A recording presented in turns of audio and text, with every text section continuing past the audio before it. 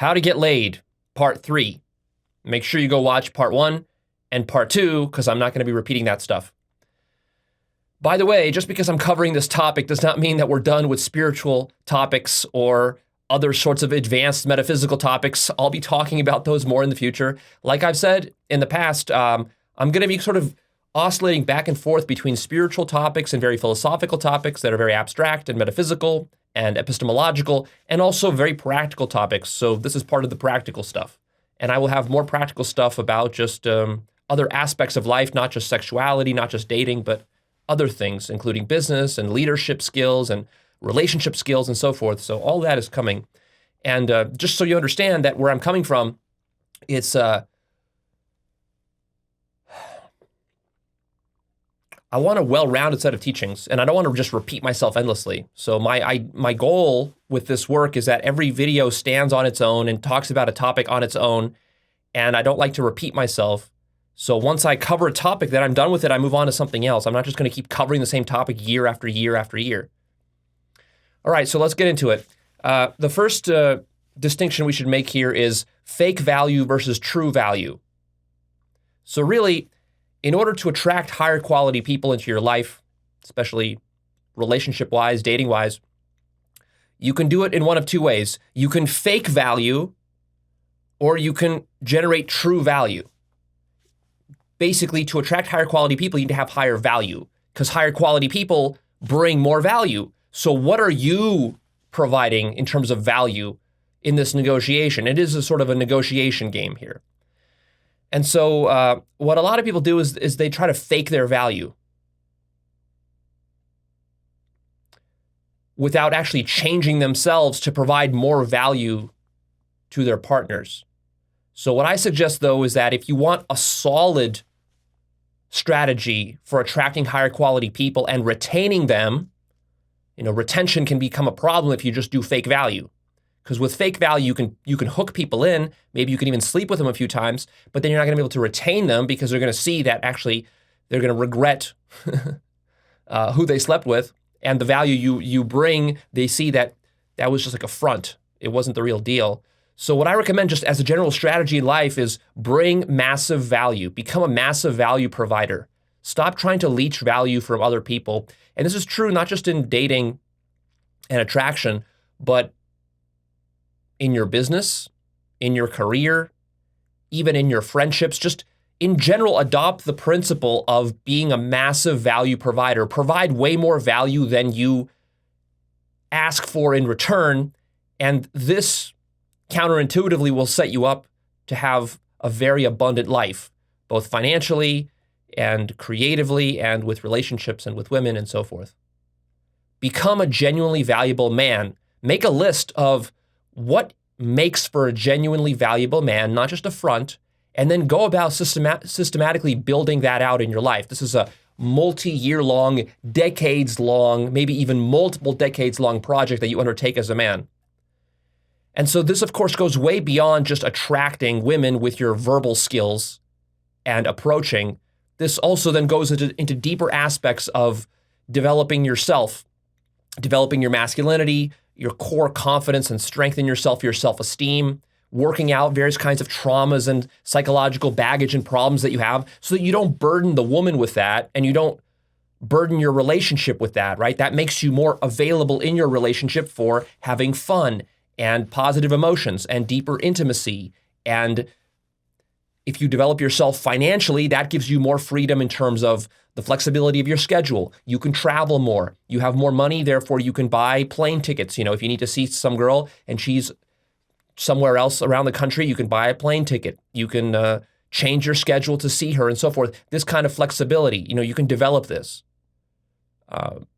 Develop your lifestyle, your sense of dress, your fashion, even where you live, your bachelor pad, so to speak. Develop that so that when a woman comes into your life, she's like, wow, this guy is really well put together. He's not just spewing some lines at me that sound funny and cool and interesting and that hooked my attention, although maybe he did a bit of that to grab my attention, but then he hooked me in, but then what he hooked me into was this amazing life, and now I can be part of it. And then you will hook her in even deeper than that, because not only will she partake in your life, in the material aspects of your life that you've developed and the abundance you created for yourself, but then you will also, and this is perhaps the biggest gift that you're going to give her, is that you're going to help her develop herself and develop her life too. And in this way, you're going to offer that kind of leadership that she's not going to get anywhere else.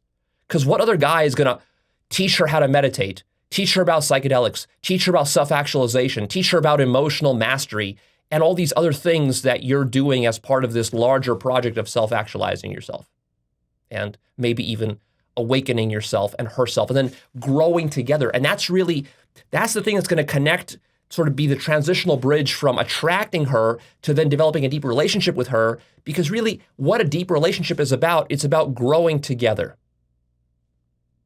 That's what it's about. And so really the whole point of all your attraction work is to find the right girl who you can then grow with and self-actualize together with. And that's, that gets us into relationship advice, which we'll cover in a separate section, in a separate video.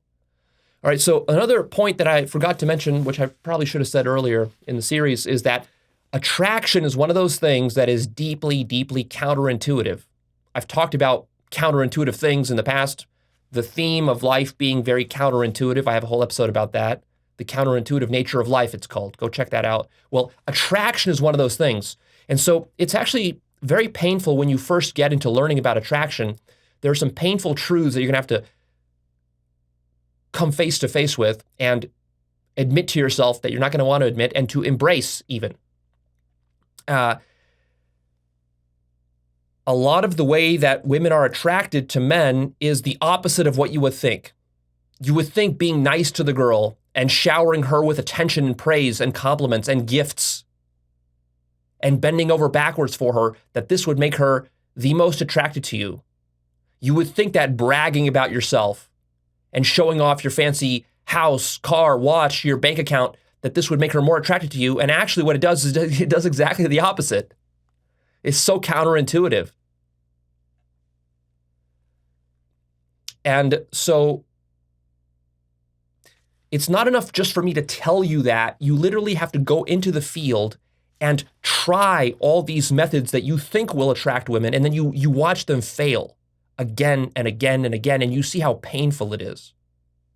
This sort of nice guy approach you take, you test it out and you see that it doesn't work, and it hurts you. It's like it's like being stabbed in the heart, because here you've been trying to be nice your whole life. You've been trying to be intelligent. You've been trying to be respectful of women, and you were trying to be high consciousness and wise and all these good characteristics of a self-actualizing guy. You were trying to be all these things, and then you realize that women don't reward you for this.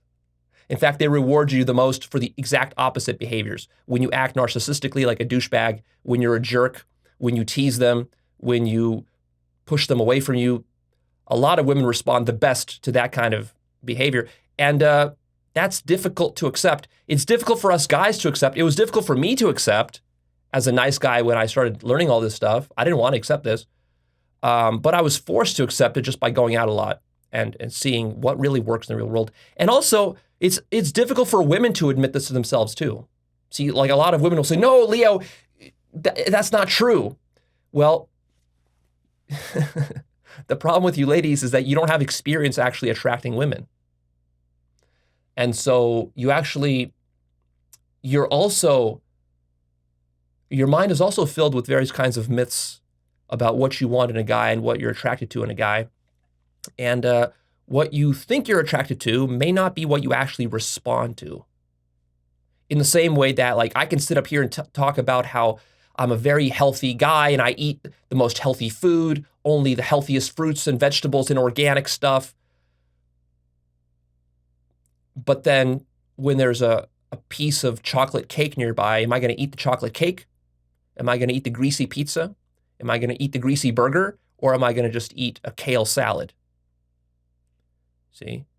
And so I have ideas of what I want for myself, like my highest ideals, and I have those things that I actually respond to. And so this is part of the challenge of understanding attraction, is that it's very counterintuitive, and that your ideas about it are not enough. You have to actually go and do it in field and see what women actually respond to. And the process of getting good at attracting women requires you to rewire your mind. Your mind literally has to work in opposite ways. And that's part of the challenge of this process, that you go out and you talk to hundreds and thousands of women, and each interaction, as it fails and it breaks your heart and you wonder, why did it fail? You realize you have to rewire your mind. And each one rewires your mind, and it trains you to think in different ways. And you have to think very fast on your feet. You don't have a lot of time with a woman when you're face to face with her to sit through and carefully plan something out or think something through. You're acting on instinct, so you have to rewire those instinctual patterns you have, because she's going to throw something at you verbally, then you got to throw something back at her verbally, and usually it's the opposite of what you thought you should say. A lot of times it's like that. So what do women want most at the highest level, attraction-wise, relationship-wise, in their dating life? Really what they want, a woman wants a player who she can tame. And so in a sense, she wants a very paradoxical and impossible thing, because the more of a player a guy is, the more value he has, the more options he has with girls, the less interested he is in being tamed and committed to one girl. She has to be a very, very special girl for him to give up all the other girls for her. And yet that's exactly every girl's fantasy. She wants to be that special one, the one for whom he gave up all the other girls. Now, will she get that? Maybe she will. Actually, most players end up settling down at some point. They get it out of their system. After they do it for 5 or 10 years, they get out of their system, and they do end up settling down and getting married or getting a long-term girlfriend. So it's certainly possible for women to tame a player, but the odds, of course, are against you, because let's say a player sleeps with 50 girls and he settles down with only one of them. Of course, he can only settle down with one, so that's a 1 in 50 chance that you have as a girl. Not very good odds. So girls play this sort of dangerous game. They're very much attracted to players, even though they don't like admitting it. And then they convince themselves that they can tame the player, and whether they can or not is, up for grabs. Maybe you can, maybe you can't. It's really not very wise to think you can tame a player, unless you're also bringing a lot to the table. Unless you're truly an extraordinary girl, then watch out. And of course, players abuse this power. We'll be talking about that at the end of the episode, is how this power is abused, because that's important to talk about. So what I recommend, though, you do, your strategy is to, if you're a nice guy, if you're sort of the typical nice guy, actually develop yourself into more of a player, learn how to set the player frame, which will get women attracted to you quickly and will get them sleeping with you quickly. Because one of the most paradoxical aspects of game that you'll learn is that if you set the boyfriend frame, it's going to take her longer to sleep with you. It's going to take her 3 dates to sleep with you. If you set the player frame, she'll sleep with you on the same night. Now, this is completely counterintuitive, because you would think it would be the opposite. You would think like, well, a girl should be able to sense that the guy is a player, and therefore she should avoid him. No, it actually works the opposite. Because see, when she thinks that, oh, this is a boyfriend guy, he's going to be my long-term boyfriend material sort of guy, now she's like, oh, I got to be extra careful. I don't want to appear too slutty. I got to go really slow. We got to build this thing up, properly. But when she's with a player guy and she knows he's just a player guy, it's all just for fun. It's like, oh, sure, okay, yeah, we can sleep together tonight. We're just having fun and we're partying. Nothing serious is going to happen from this. So he's not going to judge me, and I'm not going to judge myself, and that's it. We'll sleep together. I'll forget about him, and that's it. Very, very counterintuitive, and many women will not admit this to themselves, but this is actually how it works. I would love if it worked the opposite way. It would be easier for me if it worked the opposite way. It would be easier for nice guys if it worked the opposite, but it doesn't. So anyways, what I recommend is that actually fulfill her deepest fantasy. Become the player, adopt some of the qualities of the player, and then when you find the right girl, you're going to end up settling down with her, at least for some while, and then she can feel that she tamed you, and she can feel really special for that. And that will fulfill her deepest fantasy.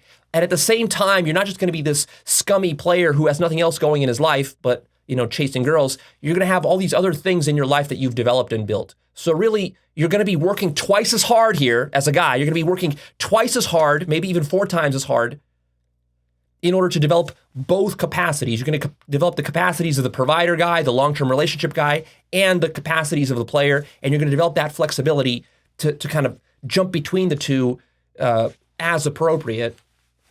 Really, on the front end, you want to wear the player frame. And on the back end, once she's attracted to you, then you can do the more provider frame. And then you kind of get the best of both worlds. And she will be the happiest with that situation. And you will too.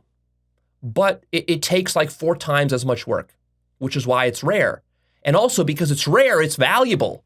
And she's going to see that value at some point once you attract her. But let's start talking about attraction again. So I mentioned this thing called hook point in the last episode. Let's talk about hook point, because this is a crucial thing that when I understood this was a giant chunk of understanding how to attract women, is hook point. So if you just walk up to a random single girl and you start talking to her, and you're being attractive, you're speaking to her man to woman, you're flirting with her, you're teasing her, you're going to reach hook point with her within 1 second to 5 minutes. It's going to happen somewhere there.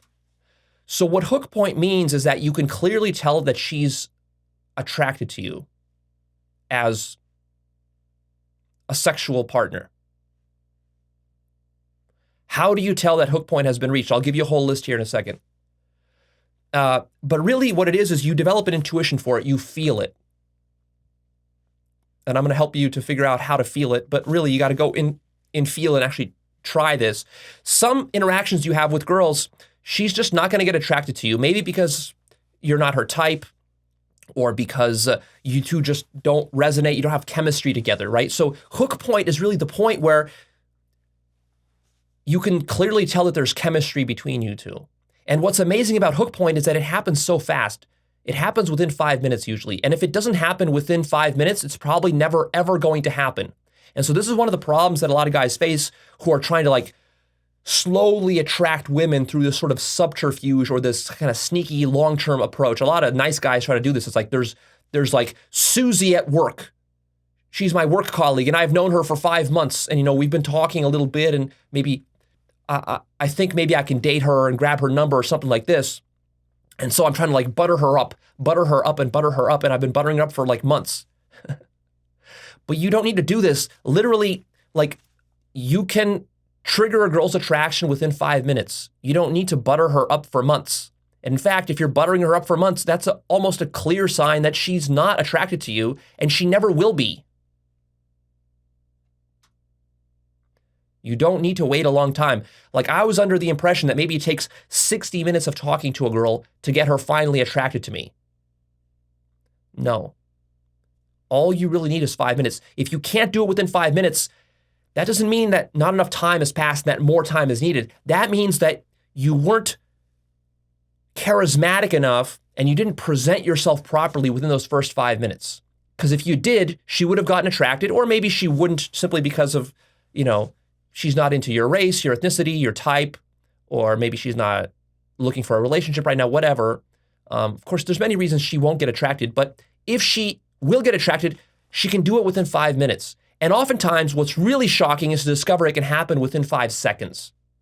That's one of the biggest epiphanies you'll have in game. If you go out a lot, you approach a lot, you will have girls who you will reach hook point within 5 seconds, and even faster within a single second. You'll have plenty within a single second, you'll reach hook point. And it's so amazing, like the most amazing part of my nights when I go out is, I'm walking, looking into girls' eyes. Like sometimes I get a certain kind of eye contact. I can just tell by the eye contact that I get from a girl, even without talking to her yet. As I'm opening her, within 1 second, I can already tell how receptive she is to my approach. And already I know I've reached hook point. And so what's crucial about reaching hook point is that when you reach hook point, you clearly know she's into you. Now you can get away with so much more. Because if you haven't reached hook point, the girl is going to be cold and she's going to be logical towards you. And she's going to be in a sort of more of a, two strangers talking or like two business colleagues talking sort of situation. Whereas when you reach hook point, then you can escalate really quickly physically. You can start making out with her. You can start kissing her. You can start groping her. All sorts of things become possible once hook point is reached. So it's really the magical stage that you want to reach in every single one of your approaches. Of course, you can't reach this in every approach. And then also what you want to do is you want to register when the hook point is happening, and then you want to capitalize on it really hard. Because what you'll realize is that if you can't hook the girl within 5 minutes, it's not really worth your time to stay in there and plow that set for 60 minutes. Like sometimes when I first began gaming years ago, I would just think that, well, the longer I stay in set and the longer we talk, then the more chances that she's going to like me. And I would do these long 60-minute sets or 90-minute sets where I would just talk and talk and talk and entertain the girls with stories and whatever. And I would think that, well, at some point she's going to get attracted. It's like, no, the problem was that I didn't do it within 5 minutes properly. I didn't hook it within 5 minutes. And then all the rest was just a waste of time, right? And sometimes you'll have that. Sometimes you'll just be talking to a few girls, and if you didn't talk to them, you didn't begin the interaction with a clear, dominant sort of a man-to-woman frame, then no matter how long you talk to them, you'll see that it's going to just kind of devolve. The set is going to devolve into sort of a friendly conversation. It's going to be nice and friendly, but it's not going to lead to any sex or any dating. And so hook point here becomes a really crucial distinction that you want to reach and quickly make. And you really want to be able to tell within seconds if it happened. And if you're doing physical openers, so what's great about physical openers is that they tend to be very polarizing, and either you reach hook point immediately within a few seconds, or she blows you out because you're not her type or whatever, and she just blows you out. She's not receptive. And so with physical openers, you can open, let's say 20 girls in a night at a club, and maybe 2 of them within a few seconds will immediately reach hook point. And so it's those 2 that you got to focus on. And then all the other 18 who just weren't receptive, you just completely forget about those, ignore those, doesn't matter, and focus on those 2, and then maybe one of those 2 you can convert to something. All right, so how do you tell that you reach hook point? It's the point that you can tell that she's clearly attracted to you. So the most important aspect of this is that her attention shifts to you. So one of the most challenging things to do when you're cold approaching a girl is just to get her attention to shift to you.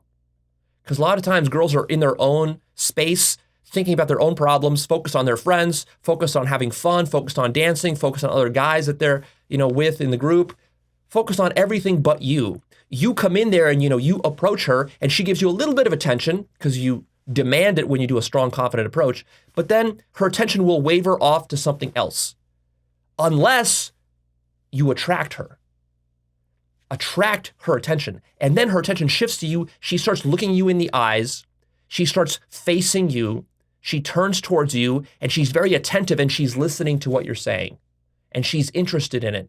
She's not just there to entertain you like some sort of salesman or a telemarketer where she's just kind of like nodding along just to be polite. She's genuinely interested in you. Something about you is special in her eyes and she wants to know more about you. Also, how you can tell is that she lets you touch her. She lets you hug her without any flinching or resistance. She lets you rub her body. She lets you put your hands on her hips. She lets you put your hand around her shoulders like this. You can hold her like this. This is big. And so the nice thing about a physical opener, if you open her physically, is that you can immediately tell her receptiveness to your touch. Some girls, you can open them very hard physically and she will just be immediately receptive. You can walk up to a girl and just immediately start hugging her and she will be receptive to it. And this clearly tells you that she's interested. And then from there, you can immediately tell that things are on, and then you just carry it on. Now, of course, some girls could be interested in you, but they could still be a little bit frigid and a little bit standoffish in terms of physical touch. Not all girls are into, heavy physical touching right away. So sometimes you will need to go a little bit slower. But in general, once you reach hook point, she's going to be very, very open to being physically touched by you in various ways. Of course, you still have to escalate in a smooth fashion. You don't want to be too abrupt. And you want to start with lighter touching and move on to heavier stuff, but especially if she lets you, like, for example, put your hands on her hips, like that's a really good indicator that she's attracted to you and that you've already reached hook point. And so you can use physical touch to actually test for how, for whether you did reach hook point, just see how much physical touch you can get away with. And that can be one of the best clues to how attracted she is to you. Also, she cares about what you're saying and what you're doing. And when her attention breaks off, let's say her friend comes to her and starts grabbing her attention away, she will turn to her friend, talk to her friend, but then she will turn back to you if you reach hook point. If you haven't reached hook point, usually what happens is that her attention is so fickle that her friend can just take her attention away, or some other guy can come in and take her attention away, and then she forgets all about you. See, if she forgets about you within a second, that means you didn't hook her. But if she keeps coming back to you, and especially if her friends drag her away, like let's say they drag her away 10 feet for a few minutes, and then she comes back to you, she actually walks back to you, that's obvious sign that you hooked her and that she's attracted to you, because no girl would do that if she wasn't attracted to you. So look for that. Your goal should be to grab her attention within the first 5 minutes so strongly, in such a compelling fashion, that then she will be returning back to you like a puppy dog for the rest of the night. Now, in practice, that's pretty difficult to do, because when girls go out, they're partying, they're drinking, they're with their friends, it's chaos, they're dancing. And so it can be difficult to grab her attention, but you can do it. Another clear sign of hook point is that she wants to know more about you, which means she starts asking you a lot of questions. She starts asking you for your name. She asks you what you do. She asks you where you're from. And she asks you even deeper, more personal questions about yourself. Usually, unless you reach hook point, most girls will not be asking you these questions simply because they don't care. They're not invested enough in you. But once she's attracted, now she wants to know more about you, because in a sense, now she's sort of trying to figure out, like, well, who is this guy? I want to know more about him if I'm going to date him or sleep with him. Another point here of hook point is she qualifies herself to you. What that means is that she tells you about why she's worthy of you. She starts to justify herself to you. She tells you about her job, if her job is good. She tells you how much money she makes, if she makes a lot of money. She tells you how loving she is. She tells you all of her good qualities, so that it's almost like she's trying to impress you or bragging a little bit about herself. Because the way it basically works from her perspective is like this. It's like, well, this guy's amazing. I don't even feel on his level.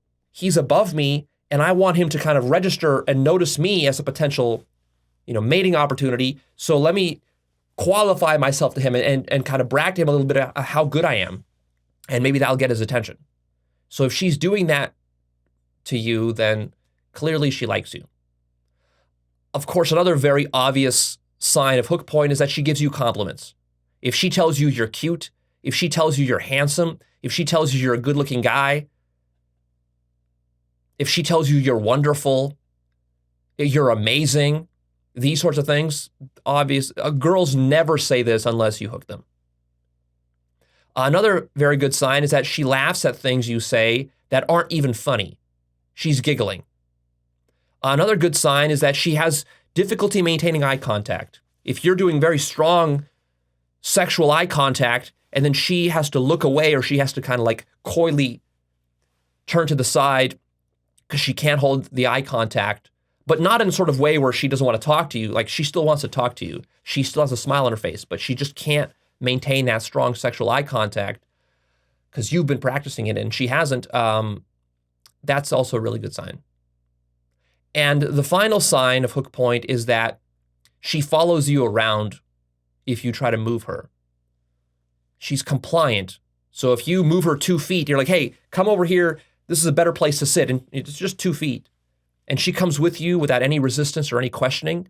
Obviously, she's attracted to you. And then the further you lead her and the more compliant she is, the more attracted to you she basically is, the more she trusts you. So if you're like, hey, let's let's walk outside the bar. So my friends are there. Usually a girl will not walk with you outside the bar unless you've hooked her. So those are some of the points. Look for all of these, develop a radar and intuition for this when you're going out. And your job as a newbie when you're first starting this is that your job is to approach very consistently and then to hook as much as possible within the first 5 minutes. And if you're not able to hook, it can still be worthwhile for you to stick and set just to practice your verbals. When I was a newbie, I would try to, do 60-minute sets, even if they were just friend to friend and nothing sexual was coming out of it. It's still useful. But eventually, when you get to an intermediate advanced stage, you're going to want to cut those off. And if you can't hook within 5 minutes, just move on to the next girl. That's basically how you make the most efficient use of your time out. All right, now let's move on to the list of the top principles of game. So principle number 1 is go out. Go out. Game doesn't work if you're not going out. Some of this stuff, the fundamentals are so simple. You start learning game theory. There's so much theory out there on the internet that you can find. Products, courses, seminars, workshops, videos, channels, whatever. You can find all sorts of, you can spend thousands of hours studying advanced pickup theory, but really, a lot of it is just a waste of your time. You'd be much better off spending that time, most of that time, spend 99%, 95% of your time going out rather than reading theory. Go out, learn from the field. That's where you get your results. You can't get laid unless you're going out. The next principle is in-field is king. That means that a lot of the things that you're stressing over and you don't know how to solve about your game, like, Leo, how do I approach? What opener should I use? Should I say this thing or that thing? Should I hug her or kiss her? And at what time? Did I reach hook point or didn't I reach hook point? How do I get her back to my place? Like all these sorts of questions that you're looking for theory to fix this. Most of this stuff will just autocorrect by going out. Go out. It's okay if you don't know some of these things. You're not going to know the answer to most of these questions when you start going out. Just go out and trust that by gaining a lot of experience and running tests yourself when you're out, that's how you really learn. Even if you sit down and learn all the theory for 1,000 hours, you're not going to be able to register and implement and embody that theory when you're actually out. In practice, it takes a lot of going out, and week after week, month after month, you slowly learn lessons and make distinctions and integrate various aspects of theory. And basically, you're going to develop your own theories and principles just from going out and doing testing, right? Like test, if you don't know, if you have some sort of question, rather than asking someone online on some forum or some Reddit thread or whatever, you could do that. That can be helpful, but your first instinct should not be to ask me or somebody on the internet. Your first instinct should be like, well, I'm going out Friday and Saturday, so why don't I test it? Why don't I test this opener versus that opener? Why don't I test kissing her versus not kissing her and see how it works and what works and what doesn't work? This makes it empirical. Otherwise, you start getting into elaborate theories, and your elaborate theories, they don't match up with the actual empirical reality of talking to a girl. So in-field is king. It trumps everything else, and all the theory comes from in-field. Otherwise, it's not valid theory. The next principle is called the law of state transference.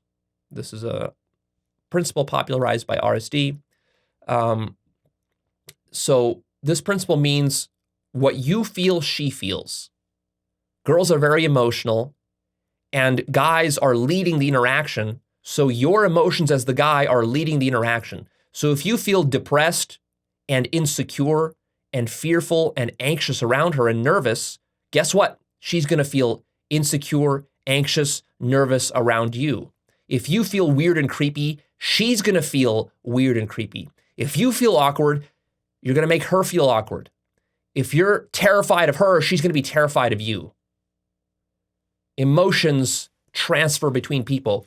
They transfer through your eye contact, through your posture, your body language, your vocal tonality, all the subcommunications, those subtle signals that she's just instinctively reading off of you. Women are really good at reading these subtle cues implicitly, much better than guys. They have to because it's important for their survival. They need to just instinctively tell whether you're a rapey, creepy, weird fucking guy or you're a cool, chill, fun, social guy. So she can tell this within seconds. So what this principle, this is a crucial principle. What this principle means is that you got to put yourself into a good, playful mood and state when you're talking to girls in order to attract them. It also means that you got to be attracted to them for them to be attracted to you. And you can't be hiding your attraction for them, because then you're reducing your chances of them being attracted to you. So a big aspect of your game to work on is actually put yourself into a fun, playful, happy mood when you're going out. Put yourself into a flirtatious, sexy mood when you're going out, because that's how you want her to feel when she's talking to you. So this is why building your state is also so important. That's another principle lower on the list that we'll get to, building your state. The reason why you got to build your state is because your state is going to rub off on her. And so as a newbie, one of the biggest problems I can tell you that you're going to have is you're not going to be in a state of playfulness and flirtation and fun, and you're not going to feel very sexy. You're going to feel insecure. You're going to feel awkward and creepy. And perhaps most of all, you're going to just feel anxious and terrified, especially when you're talking to very beautiful women. At night, they're all dressed up, dolled up. Their cleavage is hanging out. They're wearing skimpy dresses. You might think she's really beautiful, really hot. You're talking to like this girl who looks like a model standing for, and you're nervous and you're scared. That rubs off on her. And that's why you failed to attract her. So you got to get to a point where you're very loose in your body. You're very comfortable at the club. Even when the loud music is blaring, you can't even hear yourself think. You got to be very comfortable, very relaxed. And when you're talking to her, it has to feel very casual and easy rather than forceful and anxious. And you're kind of like looking at her with these scared eyes. The scared eyes, remove all fear from your eyes, all anxiety from your eyes, because any fear in your eyes is going to transfer to her and will immediately blow you out. It's going to be very creepy. It's going to feel very creepy and awkward to her. And she'll just run away from you. Sometimes girls will literally run away from, try it. Go out to a club and just give a girl, walk up to a girl and just give her a kind of a scared look. She'll run away from you. And that will show you the power of the law of state transfer. On the other hand, go out and just be having fun, dancing with your friends, laughing and all this. And as you're laughing, just literally a girl is walking by, just fucking grab her and pull her in and just fucking hug her while you're laughing. And you'll see she's going to start laughing and she's going to start hugging you back and she's going to start smiling and giggling. And it's going to be on immediately. You'll hook her within a second by doing that, just through law of state transference. The next principle we discussed already in part 2, but let's reiterate it: man-to-woman communication. You got to look at her in a sexual way. The frame of the entire conversation has to be sexual without saying anything explicitly sexual. It can't be a business communication. It can't be a sales communication. It can't be a friend-to-friend communication. So work on this principle, man-to-woman. Every time you're talking to a girl who you are attracted to, make it man to woman. How do you do that? Well, you can drop little, subtle hints. You can just tell her she's cute, she's beautiful. You can give her compliments like that. You can say she's sexy. You can do it through the way you physically touch her. But most importantly, it's how you look at her. Look at her like a wolf looks at a rabbit. Look at her like a cat looks at a canary. But it has to be playful too, right? Because there's two aspects to the look. If it's just like raw sexual energy, but you have like a deadpan serious face, then you're gonna give her like a rapist vibe, and that's not gonna work. So you gotta give that kind of sexy look, but at the same time, you gotta be smirking and smiling, and it has to be playful. Like, I don't know if I'm doing it right. It feels very awkward to do it here to a camera, but practice that. Practice giving her that kind of like sly, sexy, playful, masculine look. And what could even help you more with that is actually when you're looking at her, imagine like you're having sex with her, the kind of look you would give her if you were having sex with her. But again, maintain the smile, otherwise you're going to give her that creepy rapist look. That will scare her off. And in general, when you're communicating with her man to woman, it's like you're not talking about the weather, right?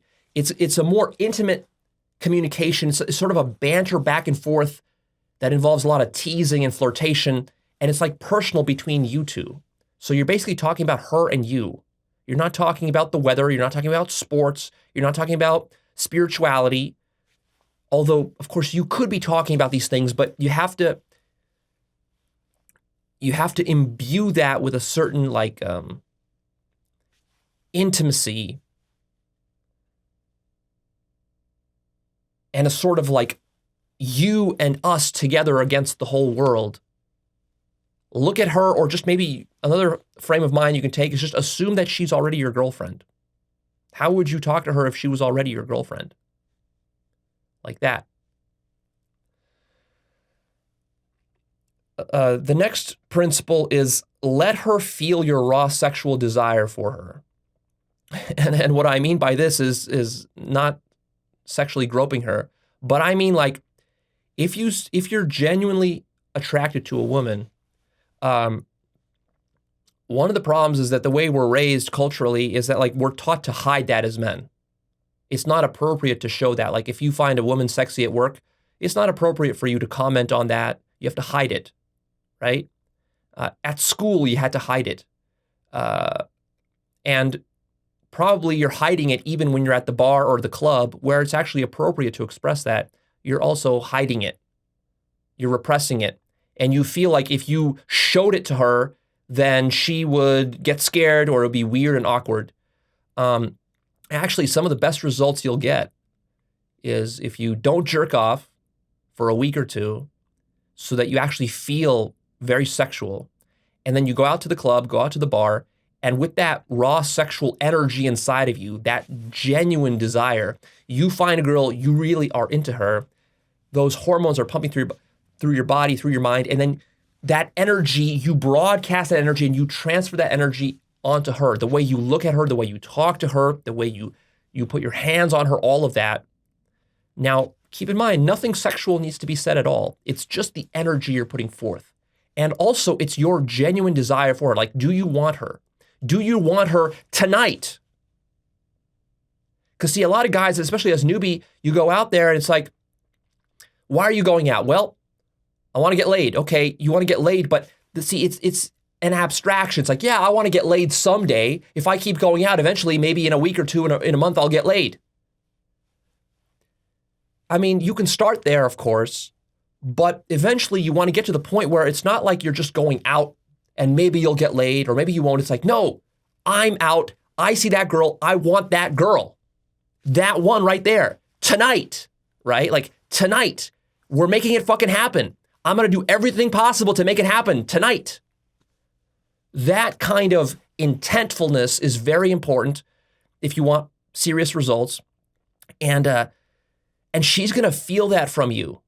And that's going to subtly influence how you're talking to her and also the urgency and the energy you're putting into the interaction and what you're willing to do to make it happen. I remember when I first started going out, like I didn't really even have the possibility of sleeping with that girl the same night. I mean, I knew it was possible, but it was so far away. It was such an abstraction that it wasn't like palpable in the moment when I was talking to her. So practice just transferring your raw sexual desire onto her when you're talking to her, and you'll feel and you'll experience how powerful this is. And really, to do this, don't jerk off for a while. Don't have sex for a while, for a few days, for a few weeks, and then you'll see how powerful that can be. Another principle is allow your true self to get rejected. So when you're first starting off, you might fear rejection so much that you put on a sort of an act or a persona or a mask when you're talking to a girl. Therefore, she's not really rejecting the true you when she rejects you. And this is safe for you because, yeah, she rejected you, but she didn't reject the real you. So what you want to do is you want to try to remove all the masks and all the sort of dancing monkey acts and just at least try this once a night. Walk up to a girl as your true authentic self without trying to be too gamey with her and running some routines on her and some dancing monkey, stories and stuff. Just like be completely yourself and try to get her to reject you as your true self. This is very healthy for you to grow. And what you'll probably realize is that when you're going up to her and just being your true self without any routines or masks or games or monkey business, and you try to get rejected, you might notice that she doesn't reject you. She gets more attracted to you. And this will show you that actually the most advanced forms of game is about letting all the monkey routines go and just like being chill and being your authentic self. And of course, girls will still reject you. There's no guarantee that she won't. If you approach enough girls, many of them will still reject you, even for your true self. But you got to be man enough to take that rejection. Because see, what you really want is you want the girl to love you, not for your dancing monkey routines and for your lines and your games. You want her to love you for you. Otherwise, it's not going to feel satisfying to you. So if girls are rejecting you for your true self, your authentic self, then girls will also be, those who you will be hooking will be getting hooked to your true self. And this is what really builds that inner core self-esteem and confidence, is you'll realize that, yeah, sure, some girls reject my true self, but plenty of girls get attracted to my true self. And that makes you feel good about yourself. Now you can start to love yourself. And that will help you to heal some of that insecurity that you feel about yourself. A lot of guys think they're not attractive, they're not good looking enough, they're not lovable and other things like that, and that they have to act out some sort of routine for the girl in order for her to love you. No, girls can love you for your true self, but you have to be vulnerable enough to put that on the line. You got to be man enough to put yourself on the line.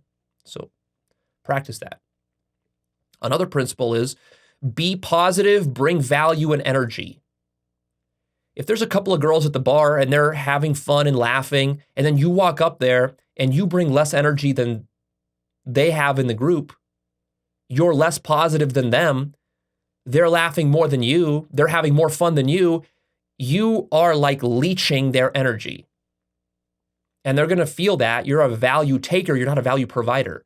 So try to actually, when you're entering a set, add value and energy into the set, add positivity, add humor into the set. Then they're going to see like, oh, this guy's cooler than us. He's more playful. He laughs more than us. He makes better jokes than us. He wants to dance more than us. He has more energy than us. And then they get attracted to your positive energy, you see?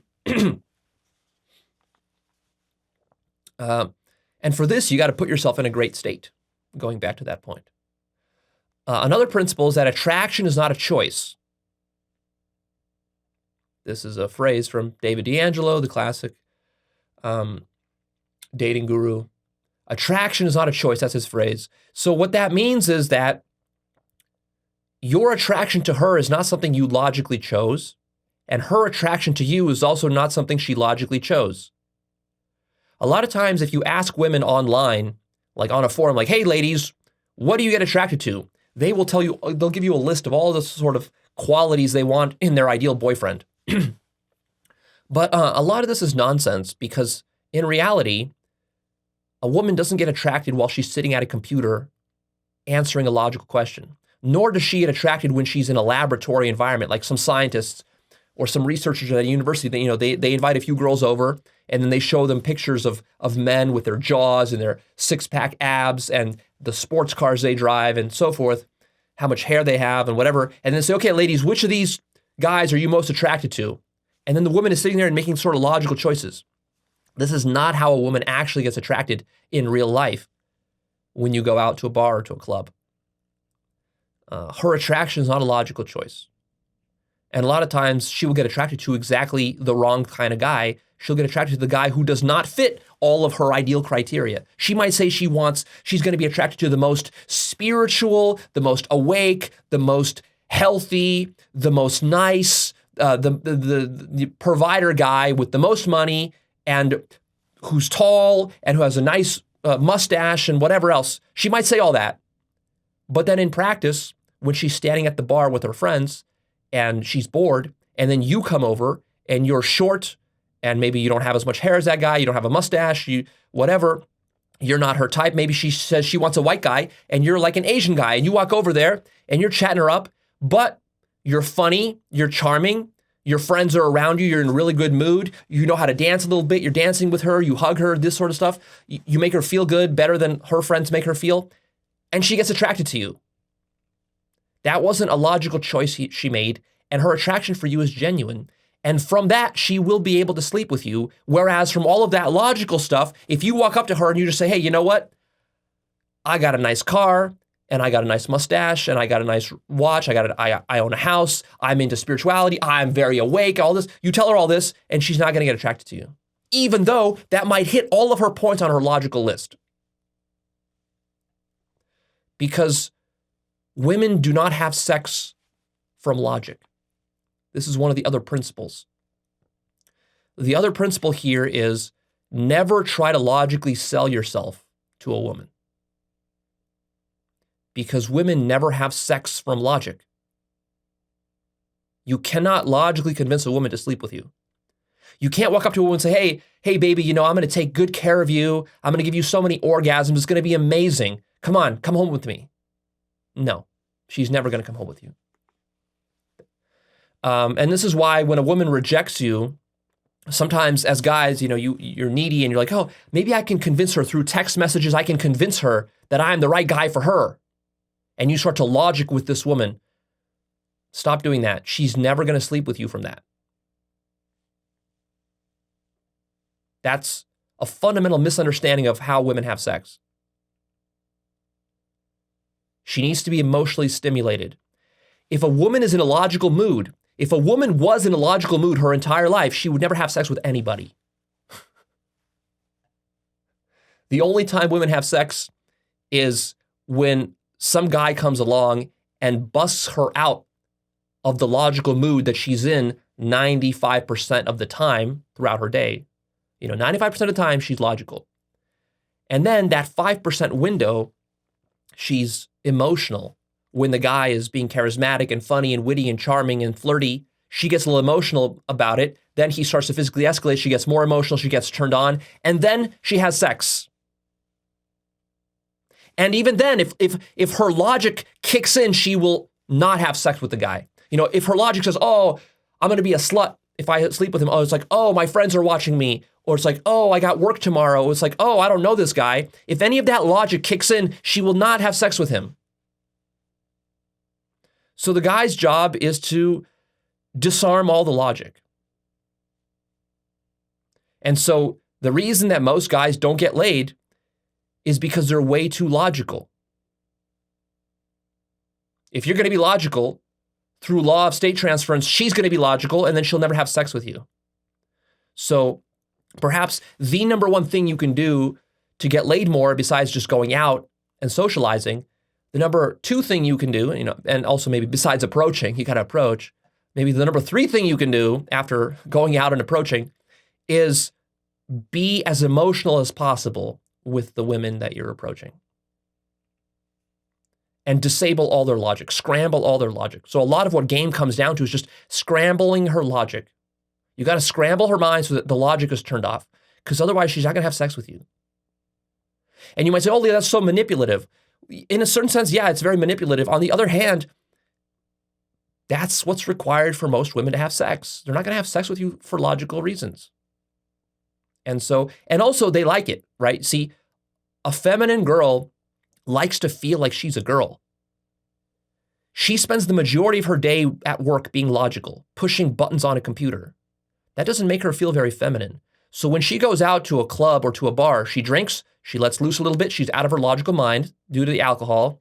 She goes and dances. The dancing further puts her out of her logical mind. She's making jokes with her friends. That further puts her out of her logical mind. Then you come in there and you start blasting her with some game, some flirtation, some teasing. You do a little push-pull on her, spike up her emotions up and down, give her some emotional feelings, play a little bit hard to get, this sort of stuff. And now she gets really on that emotional roller coaster. And then you start escalating on her physically. Now she gets feelings of, erotic feelings. Now she's very emotional. Now she's ready to sleep with you. That's how it works. And if you don't do any of that stuff, she's probably never going to sleep with you. Next principle is the 3-second rule, and also the 30-second game. So the 3-second rule, this is sort of an old mystery method principle. Basically, if you see a girl that you're attracted to, approach her within 3 seconds. The more you hesitate, the worse your approach is going to be. So train yourself to approach within 3 seconds of seeing a girl. And really, you should cut it down to even less than 3 seconds, but we'll give you 3 seconds as a newbie. And the other aspect of this is you can play the 30-second game, which means you walk into a club or into a bar, you don't want to approach, you give yourself 30 seconds, and at the end of those 30 seconds, you got to approach somebody, anybody, it doesn't matter who.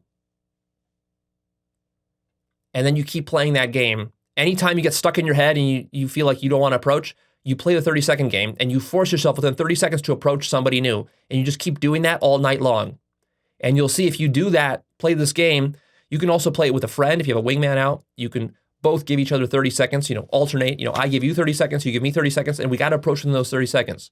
Because otherwise you're going to be making rationalizations and excuses and you'll just stand there for 10, 20, 30 minutes not approaching anybody. And then you're going to be in such a terrible mood, you won't be able to approach anybody the rest of the night and you'll go home and it'll be the worst night of your life. So the 30-second game will save you from that. The next principle is context, sensitivity, and calibration. So basically, all game techniques, no matter what techniques you learn, are highly contextual, requiring a masterful calibration and social acuity.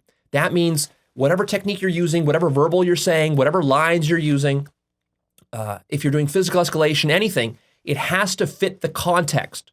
So you have to always ask yourself, where am I talking to the girl? Am I at a loud club? Am I in a lounge? Am I in a bar? Is it like a high energy bar or a low energy bar? Is the music very loud or is it kind of soft? That means we can actually have a conversation. Am I on the dance floor of the bar or the club? Or am I in the quiet area? Am I indoors? Am I outdoors? Is it hot? Is it cold? Am I at the mall? Am I at a cafe? Depending on all these different contexts, certain techniques and lines and maneuvers will work and others will not. And so how do you know what fits where? You have to fit what you're saying to the girl, to the specific situation as much as possible so that it comes out very natural. Otherwise, what's going to happen is that you're going to be like spouting lines or techniques at her, but it's going to be so incongruent. It's not going to be fitting the situation. And so this is what makes games so difficult, is that you have to practice it in all these different contexts and you got to see what works in which context. Certain lines and openers will work in certain contexts, but not in others. Like a very physical opener can work great on the dance floor in a very loud nightclub in Las Vegas, but it's not going to work in some sort of loungy bar, little hole-in-the-wall bar, maybe in San Francisco, where there's not very loud music and there's not even a dance floor, and people are just kind of sitting around and maybe they're part of a very, like certain places, like in Vegas, for example, there's not a lot of social circle type of stuff. Whereas in many parts of the country, they have these like little bars and it's very social circle-y. Everybody there knows everybody else. It's not like a bunch of strangers like in Las Vegas, for example. And so you gotta be cognizant of that. So if you're in a location talking to girls where all the girls are part of big social circles, everybody knows everybody else, you got to play a different kind of game, a more indirect kind of game than you would play where everybody's just strangers having fun and it's all chaos. There you can just grab girls, start making out with them. You can't do that when all the girls know each other and it's a more kind of chill environment. Also during the day, there's different expectations of how to hit on girls during the day than at night.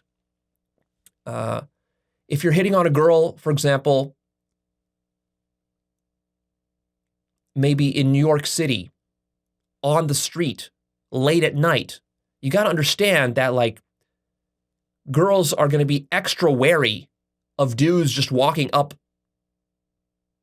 on the street late at night. She doesn't know. You could be a fucking thief. You could have a gun or a knife, or you could be a homeless person. Like she doesn't know, right? So you need a certain set of techniques for that specific situation. Now, I'm not saying you can't open in that situation. You can. You can open, you can hook in that situation, but you're gonna have to be more calibrated, right? So there, if you're walking up to a girl, like in some dark alley behind the club as she's walking home and you want to chat her up, like you're going to have some sort of like disarming technique. It's like, hey, don't worry, I'm not a homeless criminal or something like that. You might want to open with that kind of line just to disarm her a little bit, just to show her that you're cool and that you understand the situation. You got to be sort of aware of her own internal concerns and fears that she legitimately has as a girl, because sometimes girls can put themselves in dangerous situations. You got to like be able to understand what the dangers are for her, and then to empathize with those, and then to disarm those, and to show her that you're not fitting into that kind of stereotype. You're not that kind of guy. You're not the creepy,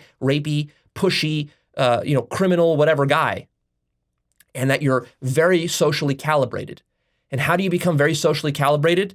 By going out a lot and practicing in various different kinds of environments.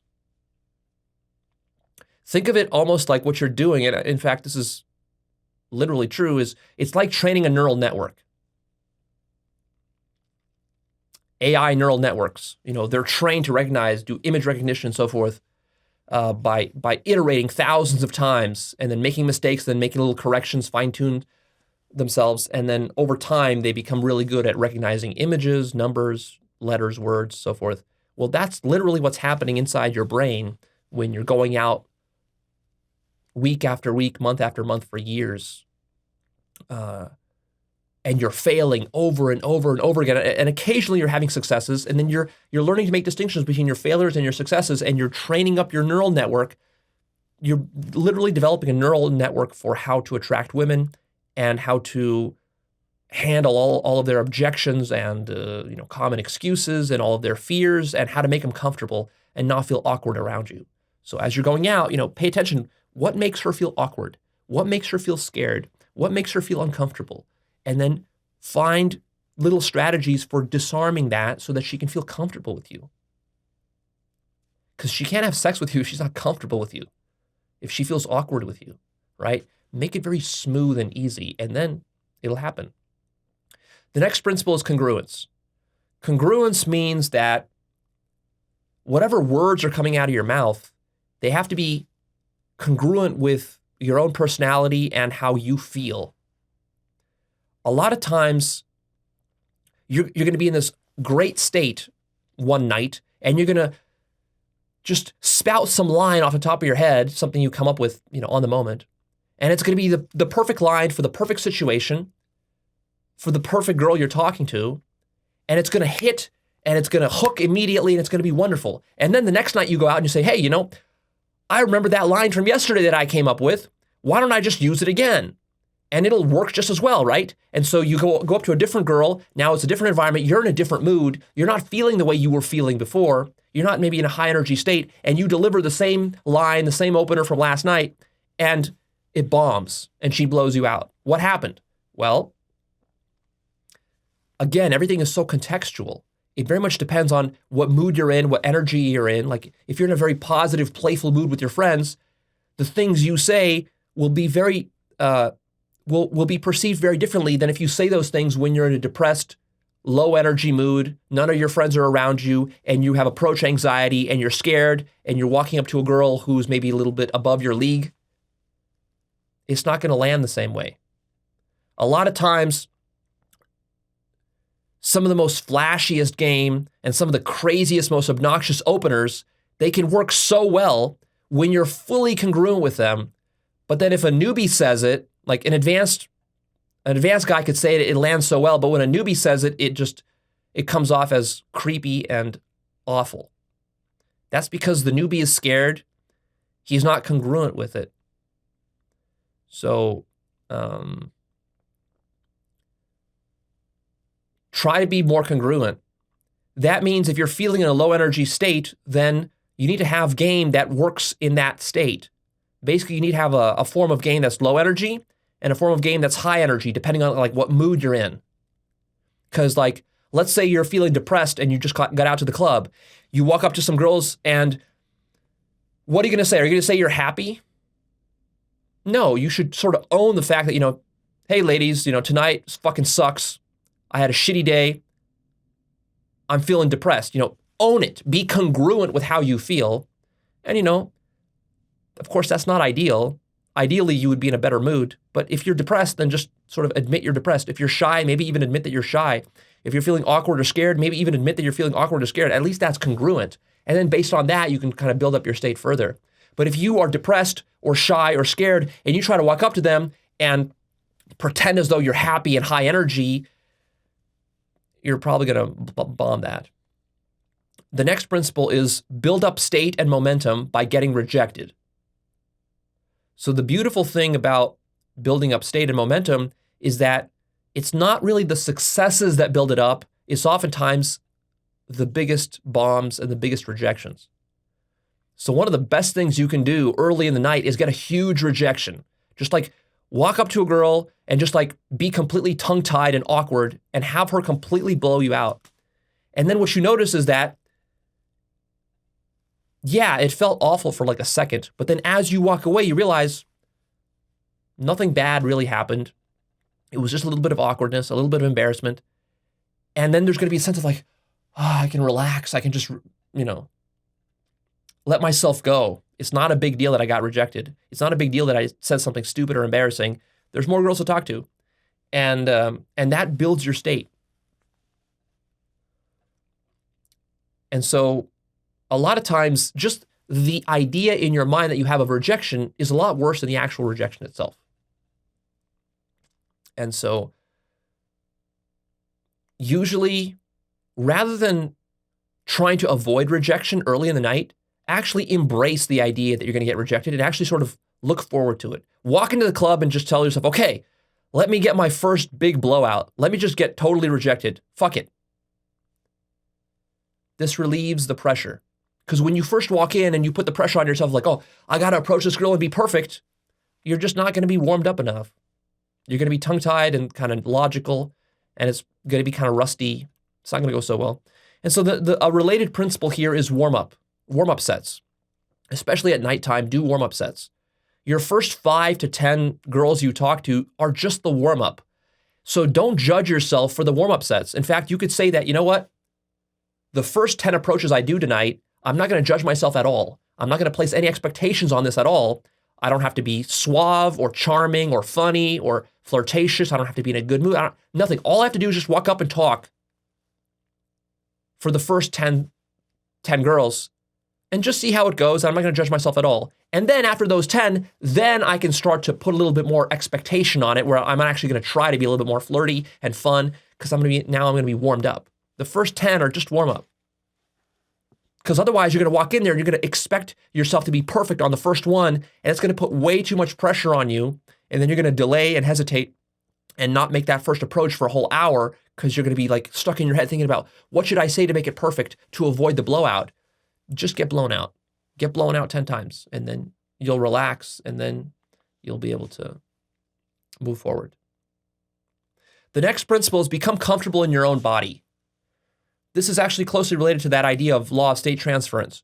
Because if you're tense in your body, if you're uncomfortable in your body, she's going to feel that off you. It's going to come through in your body posture and even in the flow of the words that are coming out of your mouth. This is related to how tense you are in your body, how you're carrying tension in your face, in your neck, and everywhere else. So just practice going out and just relaxing and being completely at ease, the way that you would be at home, but like in a loud nightclub. Because usually when you walk into a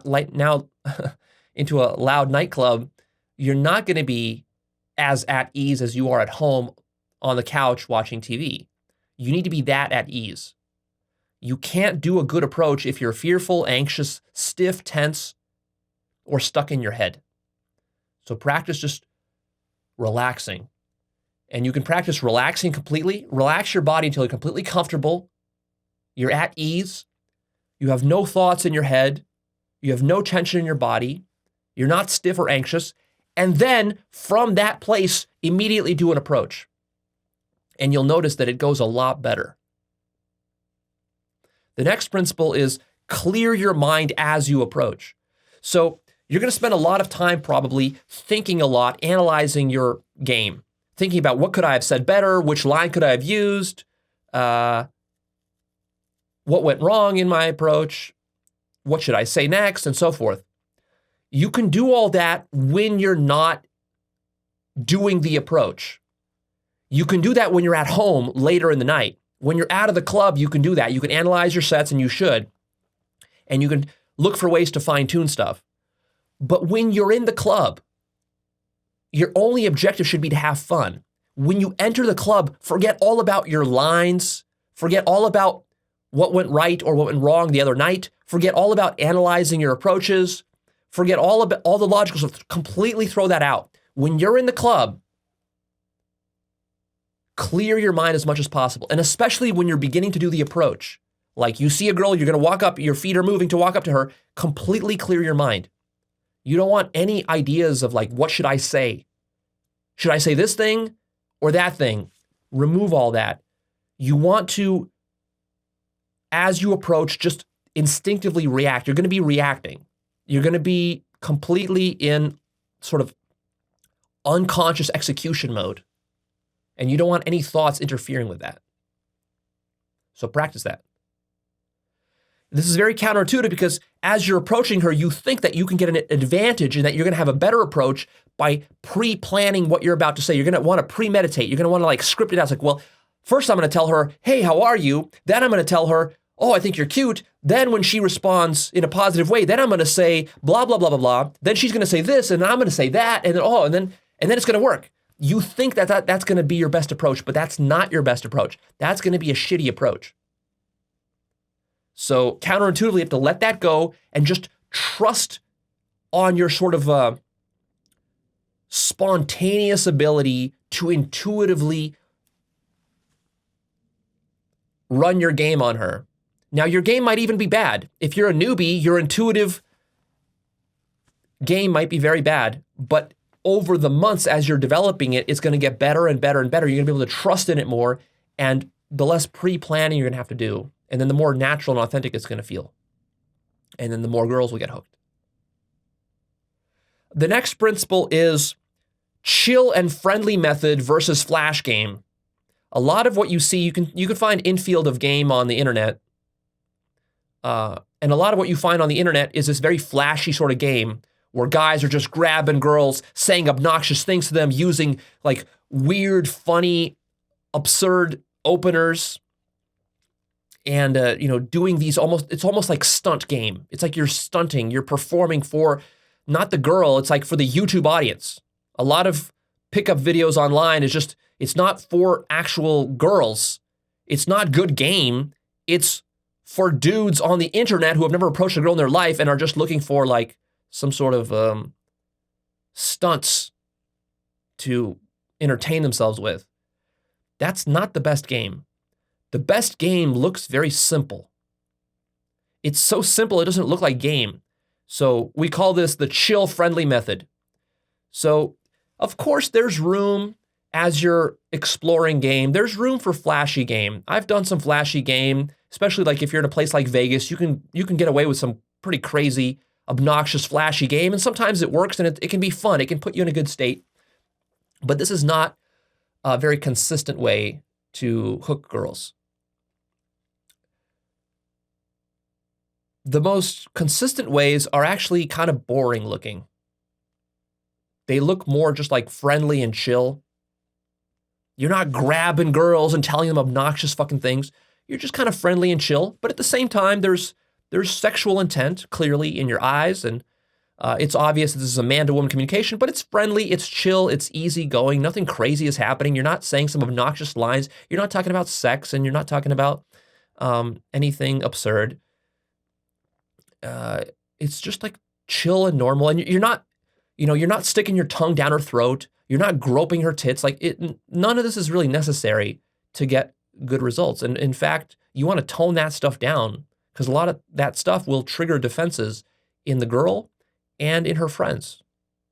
So friendly and chill. Try doing a month of just friendly and chill game, and also try doing a month of flashy game and see which one works better. You might be surprised at what you discover.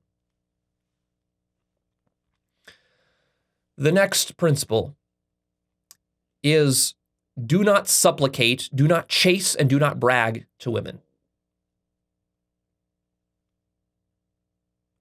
If a girl is, let's say you're talking to a girl and then she turns her back on you and she's walking away from you, don't chase her.